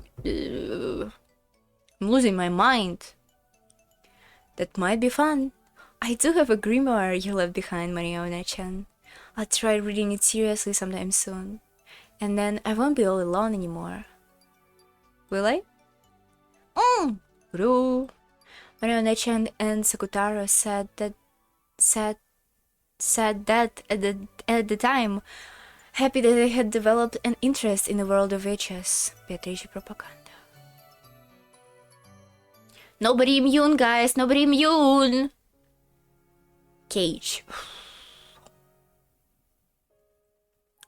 With half of Sakutaro's face peeking out of it. We continue on this one? On a knapsack on her back, Maria walked through the late-night shopping district in high spirits. It was only to be expected given the time.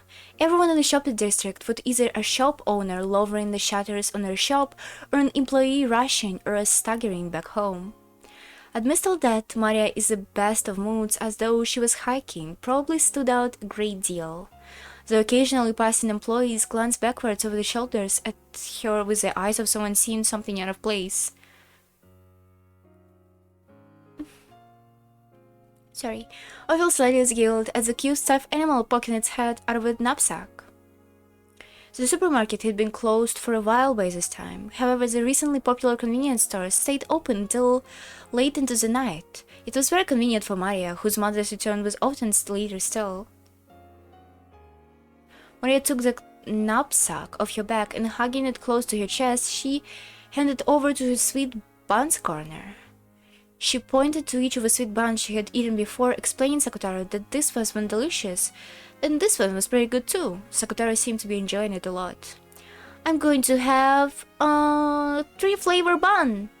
With just this one thing, you get to add red bean jam and cream and strawberry jam.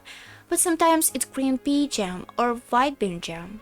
There should be one kind of jam bean, of bean jam, of jam bean, of whatever. Ooh, it sounds fun with all the different things inside. Ooh. And I also have a fruit yogurt. There's fruit in it, but it's sweet, right? What do you mean? Oh, it isn't sweet. Right? I misread it and immediately got like upset. Yup, I'm sure that Mama will be fine with it. Do you want one too, Sakutaro? Uru? Can I? What about the money? No problem. Look, it's Shotoku Daishi. So I can buy you whatever you want too, Sakutaro. Let's eat together. Do you want a yogurt too? I'm fighting for my life here, Jesus. Angie and Maria. Oh, Ronman, I want to go to tips.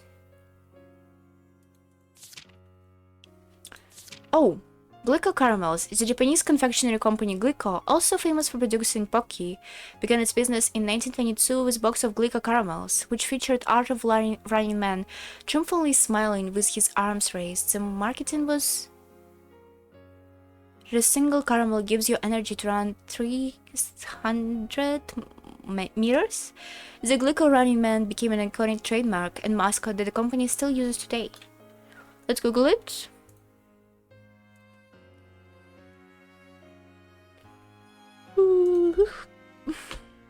Glico Caramel.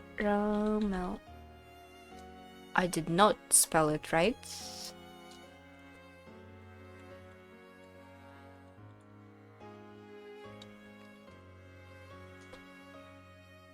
Caramel Danson. Hmm? Hmm? Hmm? Oh, I see, I see. It is a guy. Okay, good for him. My browser is froze. Okay.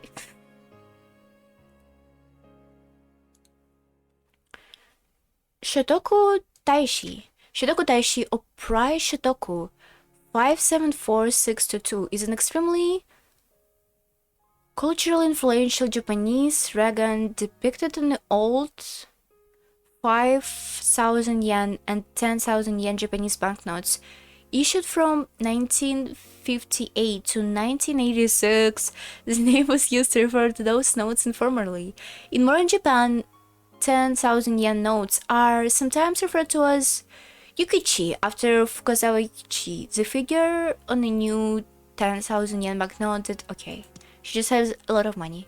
When Maria made to grab another one of those same fruit yogurts, Sakutaro tilted his head as if he was a little worried. Uru? But I can't eat the big one, so a little one's fine. Then what about this smile yogurt? It's 30 yen, that's cheap. Uru? That's good enough for me. Yogurt with Maria. Yogurt with Sakutaro. Maria put the 3 flavor bun and the 2 yogurts into a shopping basket and brought them to the register. The man working the register, previously in charge of a tobacco shop that had been in the spot until last year, ran her up. I seem to be seeing you a lot of this time these days, young lady. You're a good girl, but next time come with your mother when you go shopping this late, alright? Mama said it's okay, so it's alright. Mama always comes home late because of her work, so we aren't lonely. Are we, Sakutaro? Uru?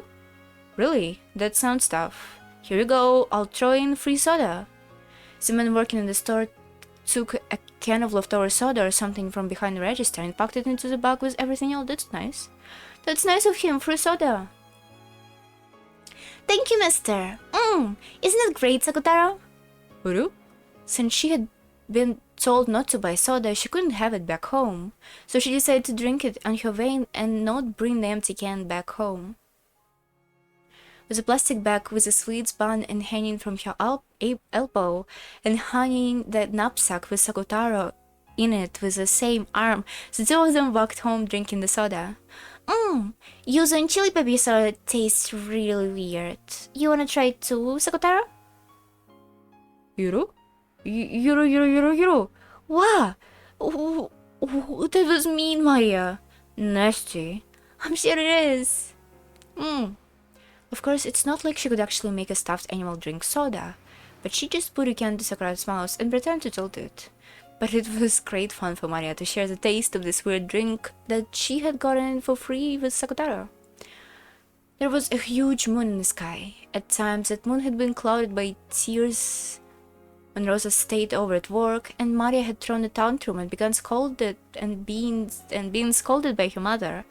But this moon was very warm, and it seemed to watch over the 2 of them as they enjoyed their trip home by themselves. Maria and Sakutaro. And she watched the 2 of them go from behind. What a heartwarming sign. Can we go back to the murder mystery, please? The sound of Maria Onechan and Sakutaro walking away together made it very difficult to remember the several occasions on which she had spent long nights crying because her mother wasn't come home. I couldn't admit it to Maria Onechan, but if I had been in the same position, even if I had given that stuffed animal the name Sakutaro, it wouldn't have been anything more or less than a stuffed animal. Anyone can make a relationship which only distract you from your loneliness. But Maria Onechan was different. Sakutaro wasn't a stuffed animal or a toy. He was a real friend, and far from just distracting Maria from her loneliness, he changed the nights without her mother into a fun time when they could play all by themselves. It was because Sakutaro was a special stuffed animal? Because her mother had made it herself? Because it was very, very cute?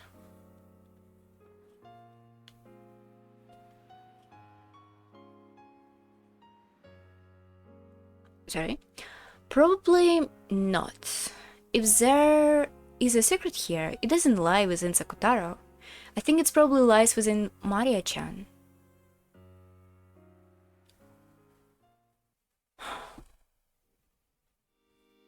Is this the power of magic you were talking about, Mariana-chan?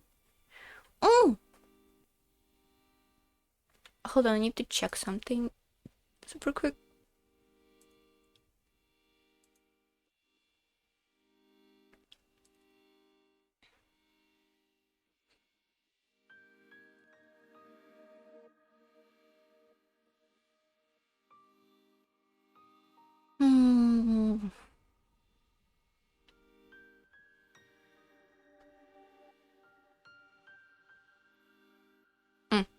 Okay. It seems fine. Yeah, I'm a little anxious if my hard drive ran outside of memory to store about. But it's fine, it's fine. To know magic is to notice a lot of friends right beside you who you never noticed before. It's so fun as having a bunch of new toys shops pop up all over the neighborhood. If I too locked up in the academy without a single friend, had the same kind of power as Maria Onechan, I wonder if I could make my days just a bit richer. I wonder if I would become able to honestly share tears in the nights I felt like crying, and crack a smile when the nights are gray. Yep, you're good! You can, Angie. After all, you also have a qualification to become a witch. The qualification to become a witch. I also have the qualification to become a witch, so I still have a lot more studying and training to do. I know we'll become wonderful witches, flying in the sky on our brooms and raining rainbows with our wands, making candy fall from the sky. I know I can do it! And when I do, I'll show you too! It will be like a scene from a wonderful dream. Maria Onechan said this, making an absolute promise with her smile. There is no way we can become witches. But when I listen to you speak, I can believe that maybe we really could. Because the fact is that on this troubled night, when not a single flower of a smile could bloom, your magic had certainly given birth to a smile. I wonder if I can become a witch. You can! You got a little bit older, so you're always slightly bound by gravity, so training might be tougher than for me. But you definitely can! After all, you're already experiencing a glimpse of magic. I have? Magic? Yup. Come on, look! It's not in this world anymore, but you're summoning me and you're talking with me. Is this magic? Yup. You filled the fragments of my soul that I left in the diary with magic, keeping me revived. Did I just say it? You are able to reunite with me and have a conversation and show a smile every once in a while, so you must have some magical talent, MG. Mariani-chan guarantees it.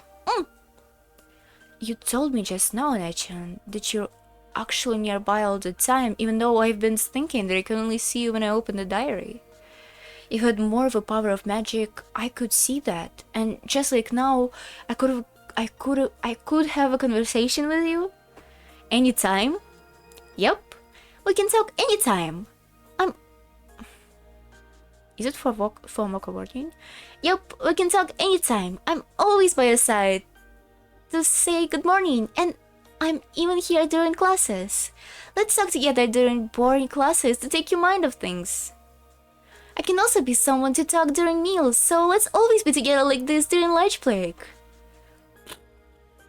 When your hallucinations told you, yeah, you should stop talking to people. I mean, Anja has nobody else, so it's understandable why she's doing this, but holy fuck.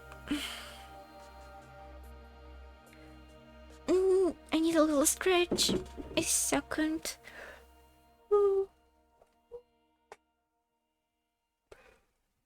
Ooh.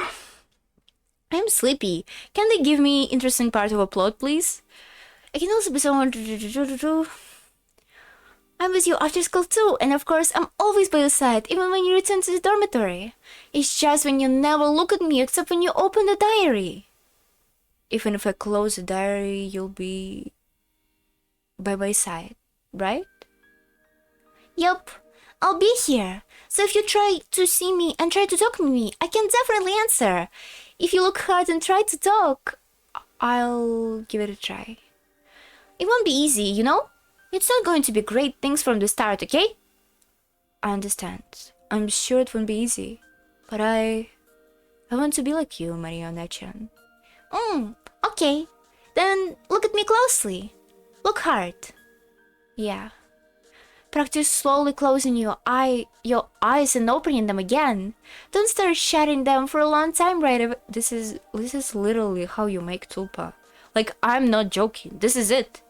This is from this list, and you can read on some questionable websites. Burn me into your eyes, then try to blend that onto the inside of your eyelids. Yeah, I'm doing it. Once you can visualize me, even when your eyes... this is not a good sign, honey. Without changing anything, slowly and softly close your eyes. Fuck. Well, still see me? Yeah. I think I can probably see you. Okay, open your eyes again for a second. Time for the real thing. Calm your heart and close the diary. When you do, I might disappear for a little while. But calm your heart and don't rush. Then try to blend me back from the inside of your eyelids back into your eyes again. Slowly visualize me in the empty air. In the empty air, see me. This is it, literally. This is so unhealthy. This is really disturbing. Okay, I can do this, right? I'm closing it. The diary. Slowly, I close the diary. When I close the diary, a great reality filled with dull air unfolded. Of course, Marionette-chan's form disappeared. Give it all you've got. Have courage. Take the first step into the world of witches. I felt like Marionette-chan was cheering me on inside my heart. Cheering me on? Really? Isn't that just what I'd like to imagine? No, that's not it. I convinced myself, I just convinced myself that it is, and that's why I cannot see her.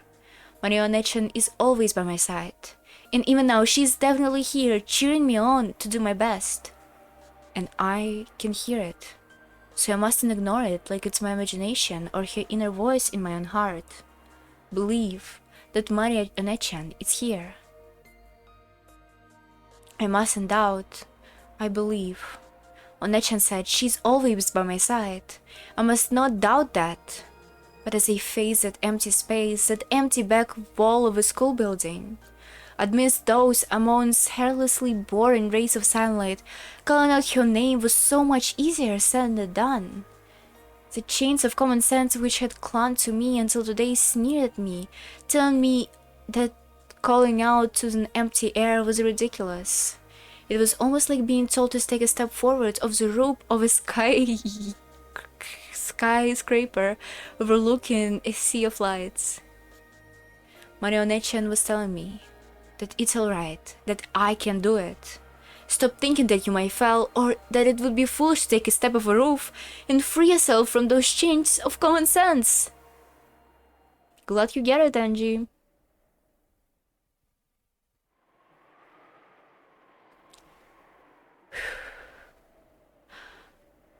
Yeah, I steadied my breathing. I concentrated my mind. Make a form of Marionette-chan you can see vividly on the inside of your eyelids. Raise to the surface of an empty space before you. Understand magic and see One-chan.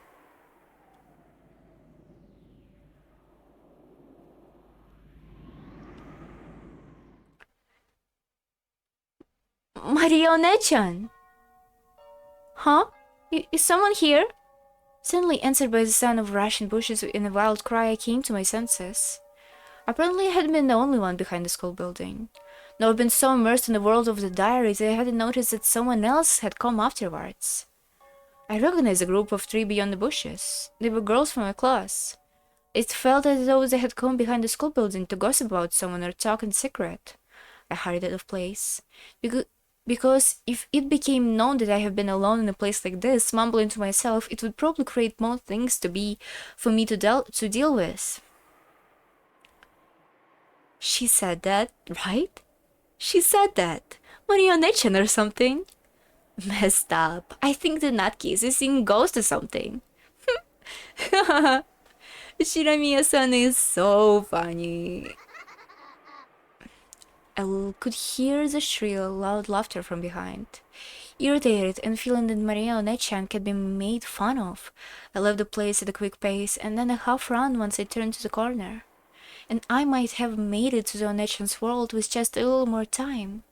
Frustrating, aggravating, why does everyone get in my way? I've never gotten in their way, not even once. I ran and ran, but it still felt as though I could hear their shrill laughs.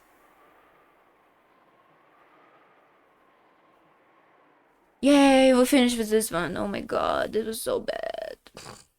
The future 12 years ago, we still the future? Oh, just spare me, please. I wanna solve murders. Boom.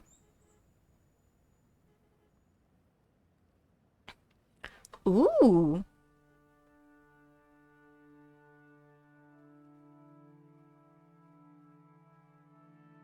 What the fuck? Who's this? Chapter 3. Rumor has it, Angie-chan, that you jumped off the top of a building?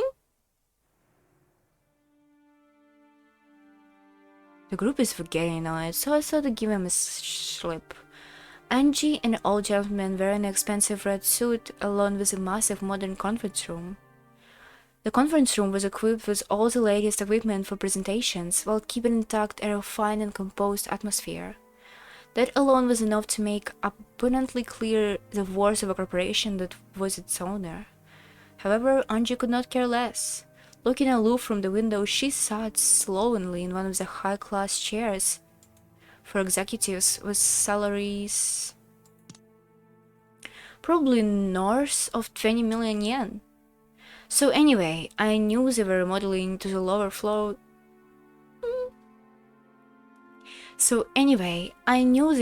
that they were remodeling on the lower floors and had a safety net, so... Angie dismissed it with an offhand comment, but in reality it had been a miracle among miracles.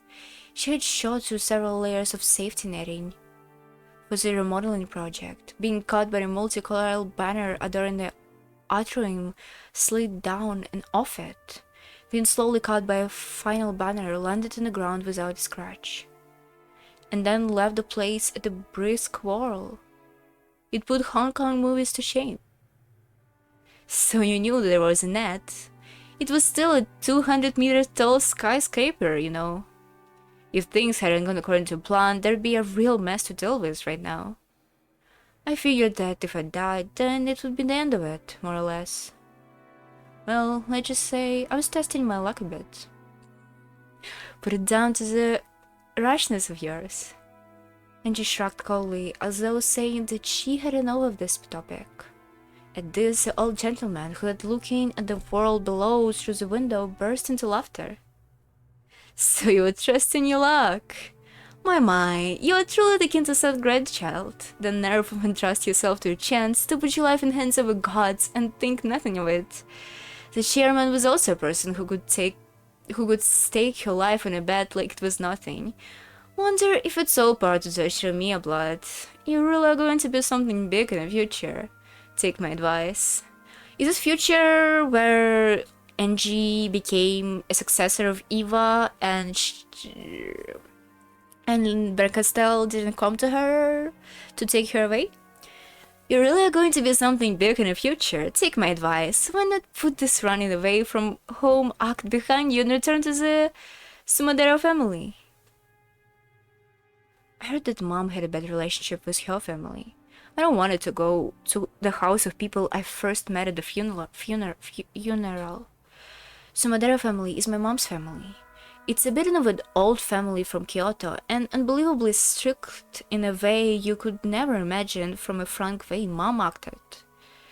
The only person in a Sumadera family I had been on good terms with was Grandpa, who had been living separately under the goose of retirement.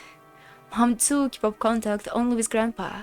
It had nothing to do with the rest of the family at all, no, nor they with her, to an ugly degree. Even for me, Grandpa's house was the only part of the Sumadera family I even went to visit. Being young, I hadn't really understood it at the time, but I hear that the grandpa, as a man who married into the wife's family, was in an extremely weak position, and his relationship with grandma was also bad.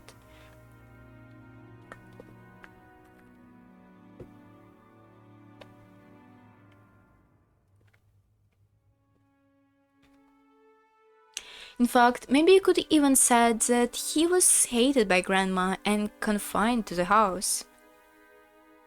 It isn't hard to imagine that because she had a soft spot for Grandpa alone, I was probably also hated by Sumadera family. As her daughter, I was probably also hated quite a bit. And yet they had appeared for the first time at my parents' funeral, shamelessly going on about how I'd grown, like they could actually act like a family after all this time. After Aunt Eva died, all the wealth of the Shremia family is inherited by me. If they weren't after that, there is no way that I'd been able to say such. Why are we here?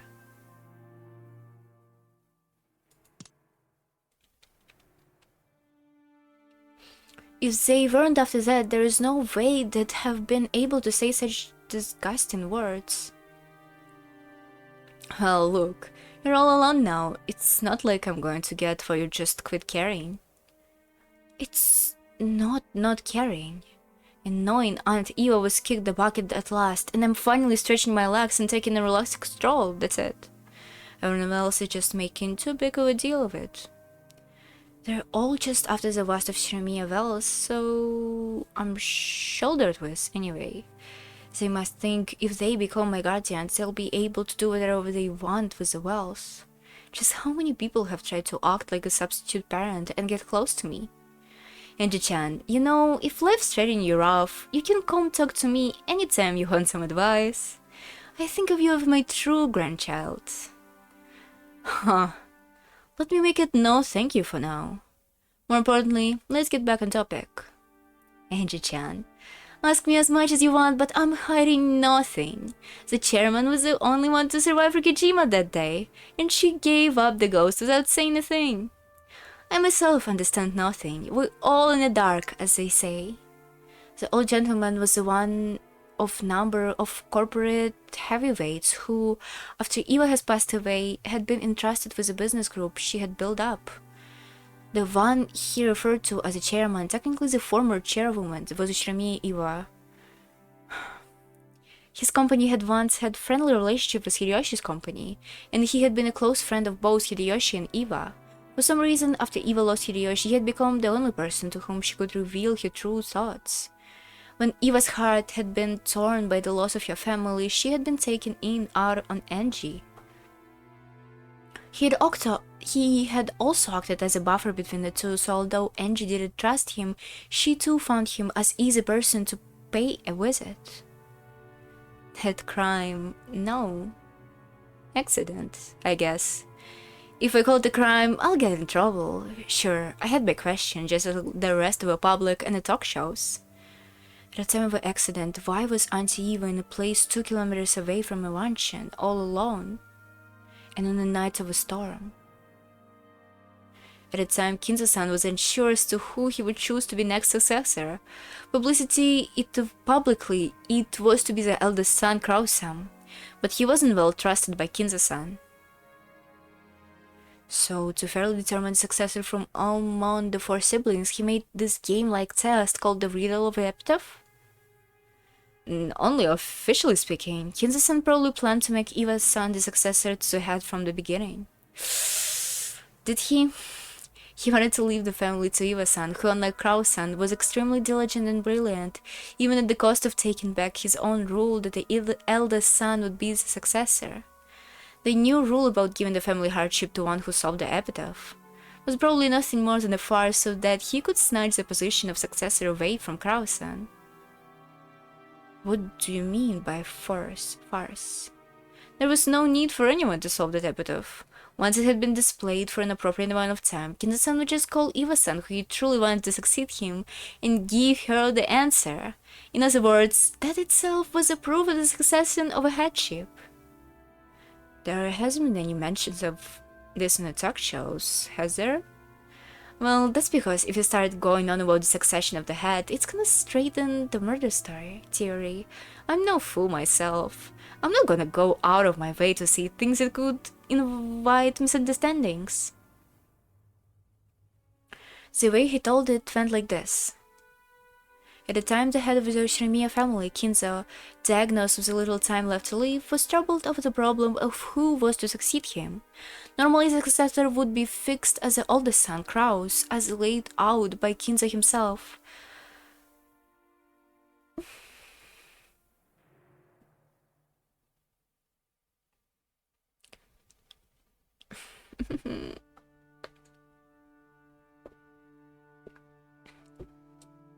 Half hour more and I'm finishing. I'm not in a good form in quotations for this.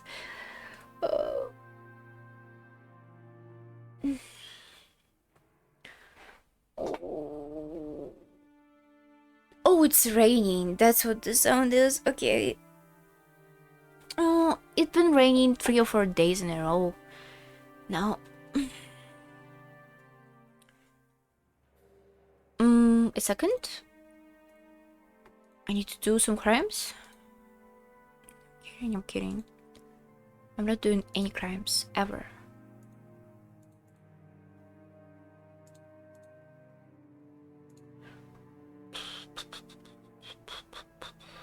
Mm.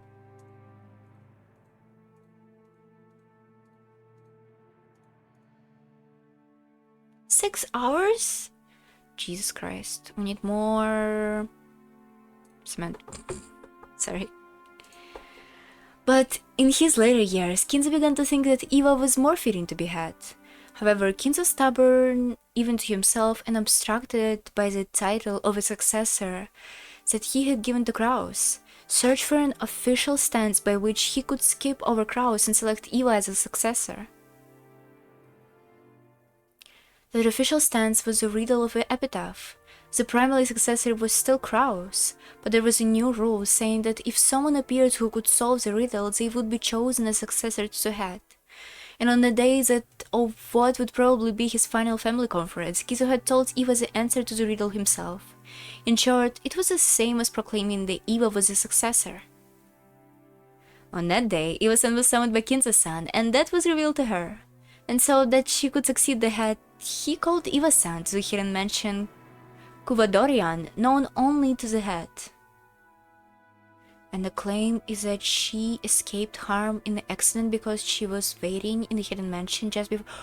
What do you mean? What type of accident is supposed to be to all people be fucking dead? Excuse me? This police not doing fucking shit? And the calm is that she escaped harm in that accident because she was waiting in the hidden mansion just beforehand. Maybe Aunt Eva just stalked everyone and made it look like an accident so that she could steal all of the wealth, and that's why she's the only one who escaped unharmed.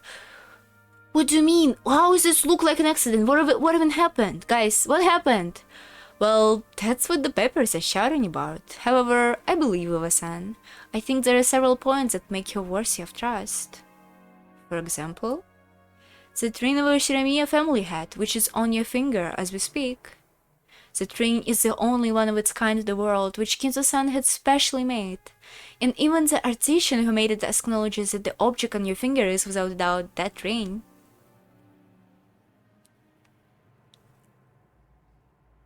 Could you really be a person like this? Like, I feel like when you do a lot of crafts and shit, when you work a lot of the stuff you do, would you really be able to recall that the thing you done is your thing? Because I sometimes look at the art that I make like 6 years ago and was like, I drew it? Really? I mean, none of this is really good, but it had some good ideas, I guess. And the art with good ideas, I'm like, I did it? Really? You sure? maybe Shirimiya family is special or something? Oh, maybe, you know, you probably made only one Shirimiya family had ring, so it would be harder to, I don't know, forget it. The Shirimiya family had ring.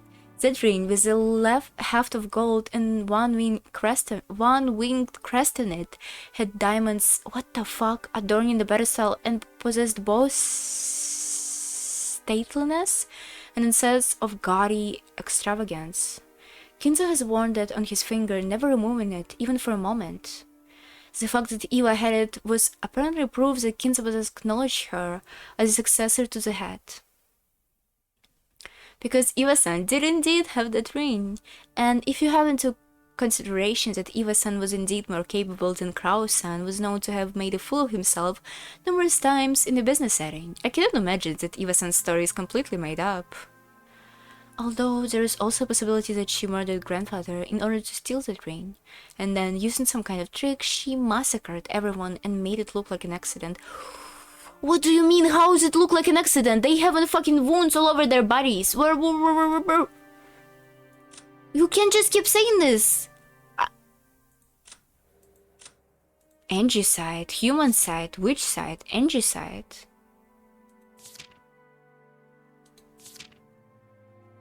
Shirami Eva, after being repeatedly hospitalized from this psychogenic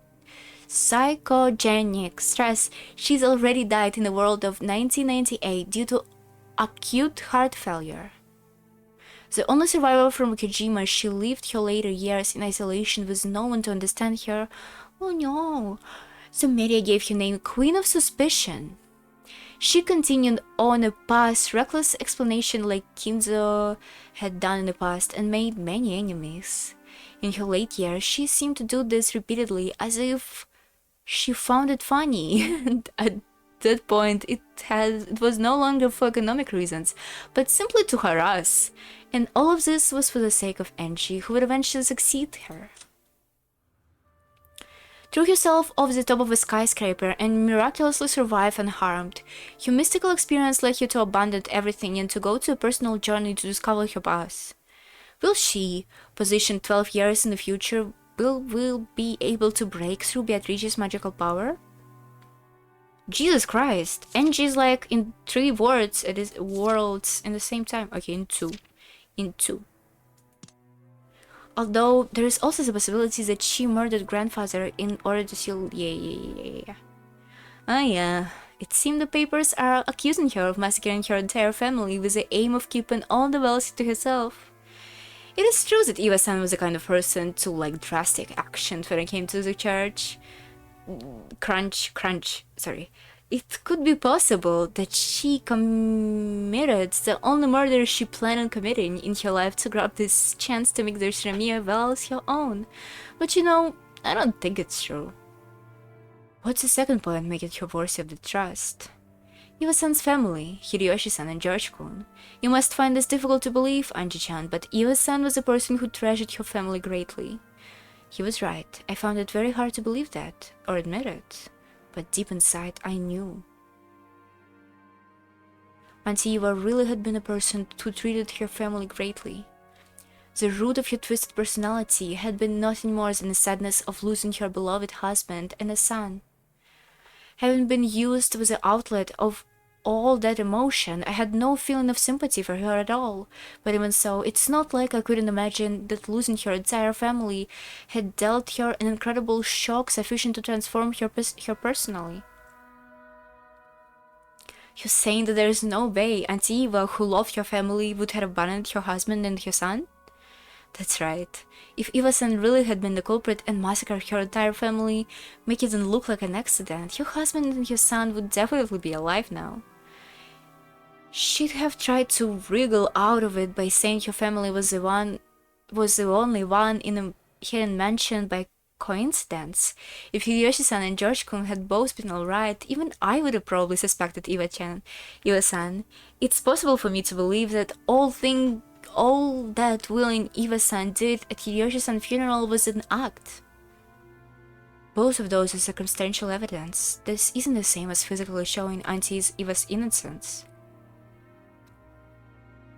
They're just unconstructive. Eva-san was the only one left alive, and she said that it is the truth. But no one can prove her innocence. Yeah, that's right. And no one can prove that she committed the crime either. And the final point, making her worthy of trust, is the police. After all, it was one hell of an accident. Pushed forward by public in uproar over a murder theory, the police must have been investigating her thoughtfully. It's easy to feel something unnatural about the claim that Eva had escaped the accident by coincidence, because she alone had escaped to a hidden mansion.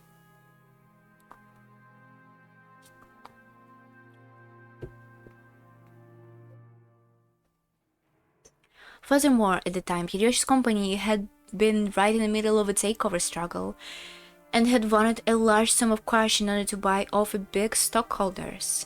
It shouldn't be too hard to find a motive here. But as a matter of fact, en route to the family conference, Eva's person had been perfectly clean. Nothing unnatural was found in her that could have been used to brutally murder her family and make it look like an accident. The servants who escaped harm by being off duty on the day also stated that they hadn't seen anything strange regarding anyone related to the event, Eva included. Putting all of that together, it would only be concluded that Shinomiya Eva had headed to Rokujima for a normal family conference, no different from usual, and became involved in an accident. The police placed her under all the scrutiny, but they still couldn't find evidence that it was a crime. How? How? Did you see how they died? Excuse you? There was a wound of a gun at a butler's chest. Are they lying to us in the character here? Are they just constantly lying to us all the time? Doesn't that put an end to the Rokujima Gate? That just means the police couldn't find the evidence of your crime, doesn't it? Oh, come on. You could go on forever like this. It becomes devil's proof. To expose a crime, you just need to find the evidence. But what can you find to show someone's innocence? It's impossible to prove a negative fact. Did Aunt Eva commit a crime or did she not? Because we can't find the data to decide that, the truth will remain a mystery, in other words. Well, to put it in the words you're hoping for, that's how it is. Even Eva-san couldn't conclusively prove her own innocence. An unfortunate accident occurred in what type of accident? And Eva-san survived by chance, and that's literally all we know.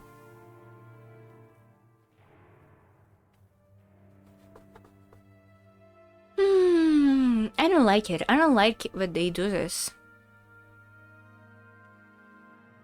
In short, as Eva-san is the only survivor, it all have come down to whether you can believe her story or not.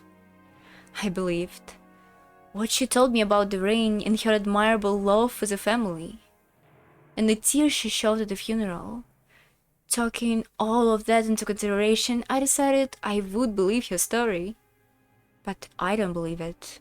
If she wanted to steal the ring, there were probably many ways for her to do so, and no one knows whether her relationship with her family really was good. It's impossible to prove that the tears on the funeral was a real thing. Anyway, in the first place, I hate Auntie Eva, so that doesn't exactly inspire me to believe her story. How does one view the truth of an incident? You and I are the loggerheads on an issue, even though the information we're given is exactly the same, but about completely different opinions. This kind of thing happens all the times in politics and economics. No matter the enterprise, it will always result in division of opinions. Do you know why? No? Because everybody has different living experience and we want to believe what we want to believe?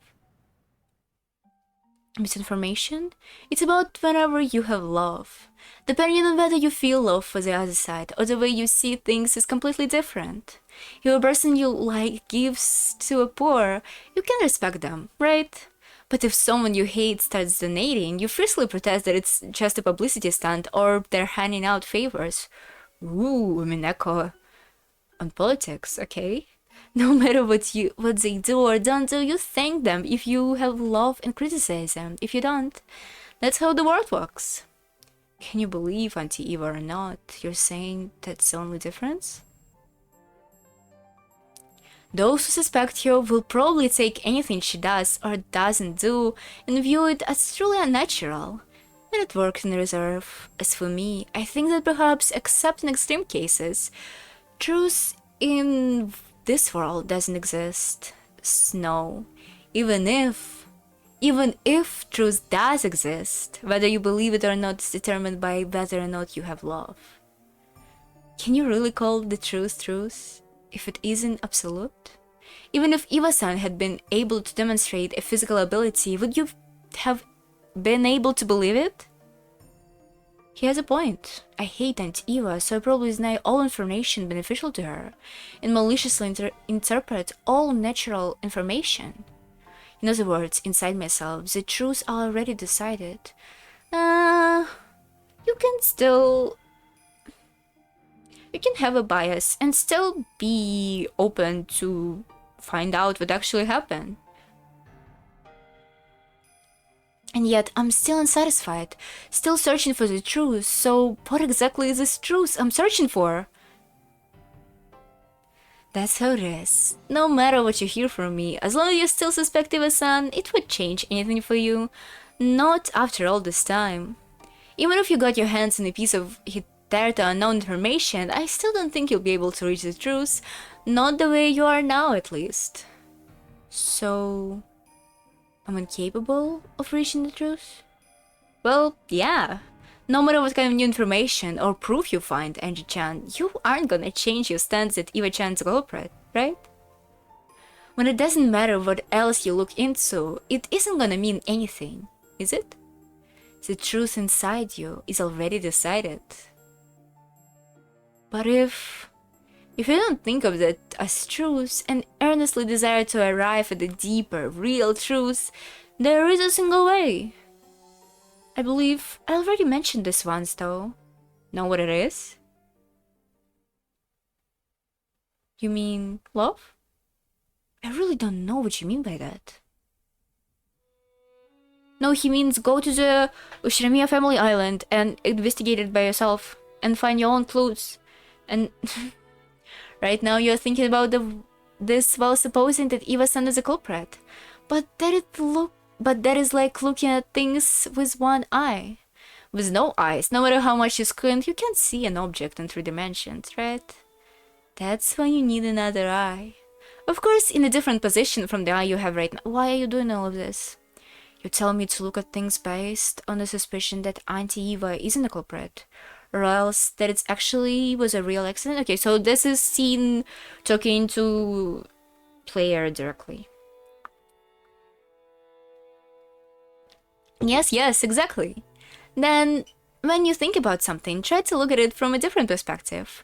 If you don't understand anything about how it really is. It's the same with newspapers. With only a single newspaper, you can only see things from a single viewpoint of a writer who wrote the article.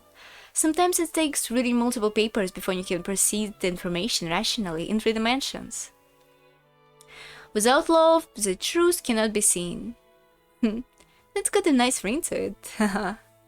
Maybe we found them using that a cheesy phrase like this had popped out of his mouth. For a while he laughed. Look, please. By that, he was simultaneously declaring that he had told everything that he knew, and that it was about time for me to leave. Understanding that, I got to my feet. I understand your feeling now, Angie-chan. You should do as you like for a while until you're satisfied.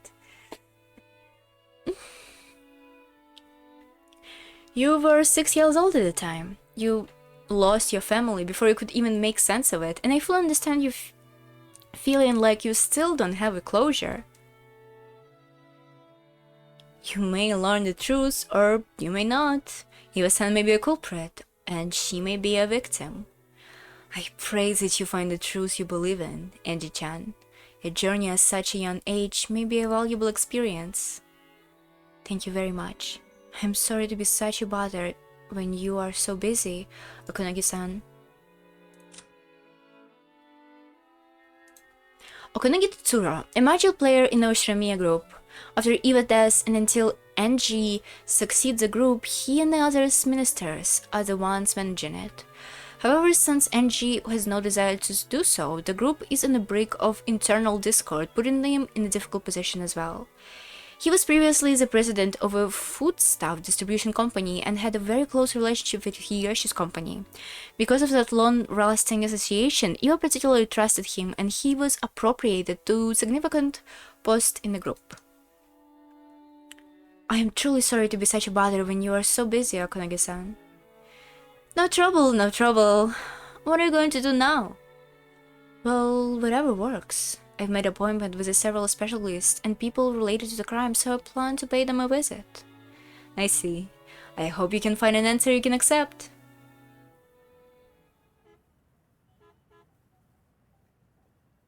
At the moment, company president Okunagi's secretary came in and handed him a memo over his shoulder. He read it and... oh, time to go.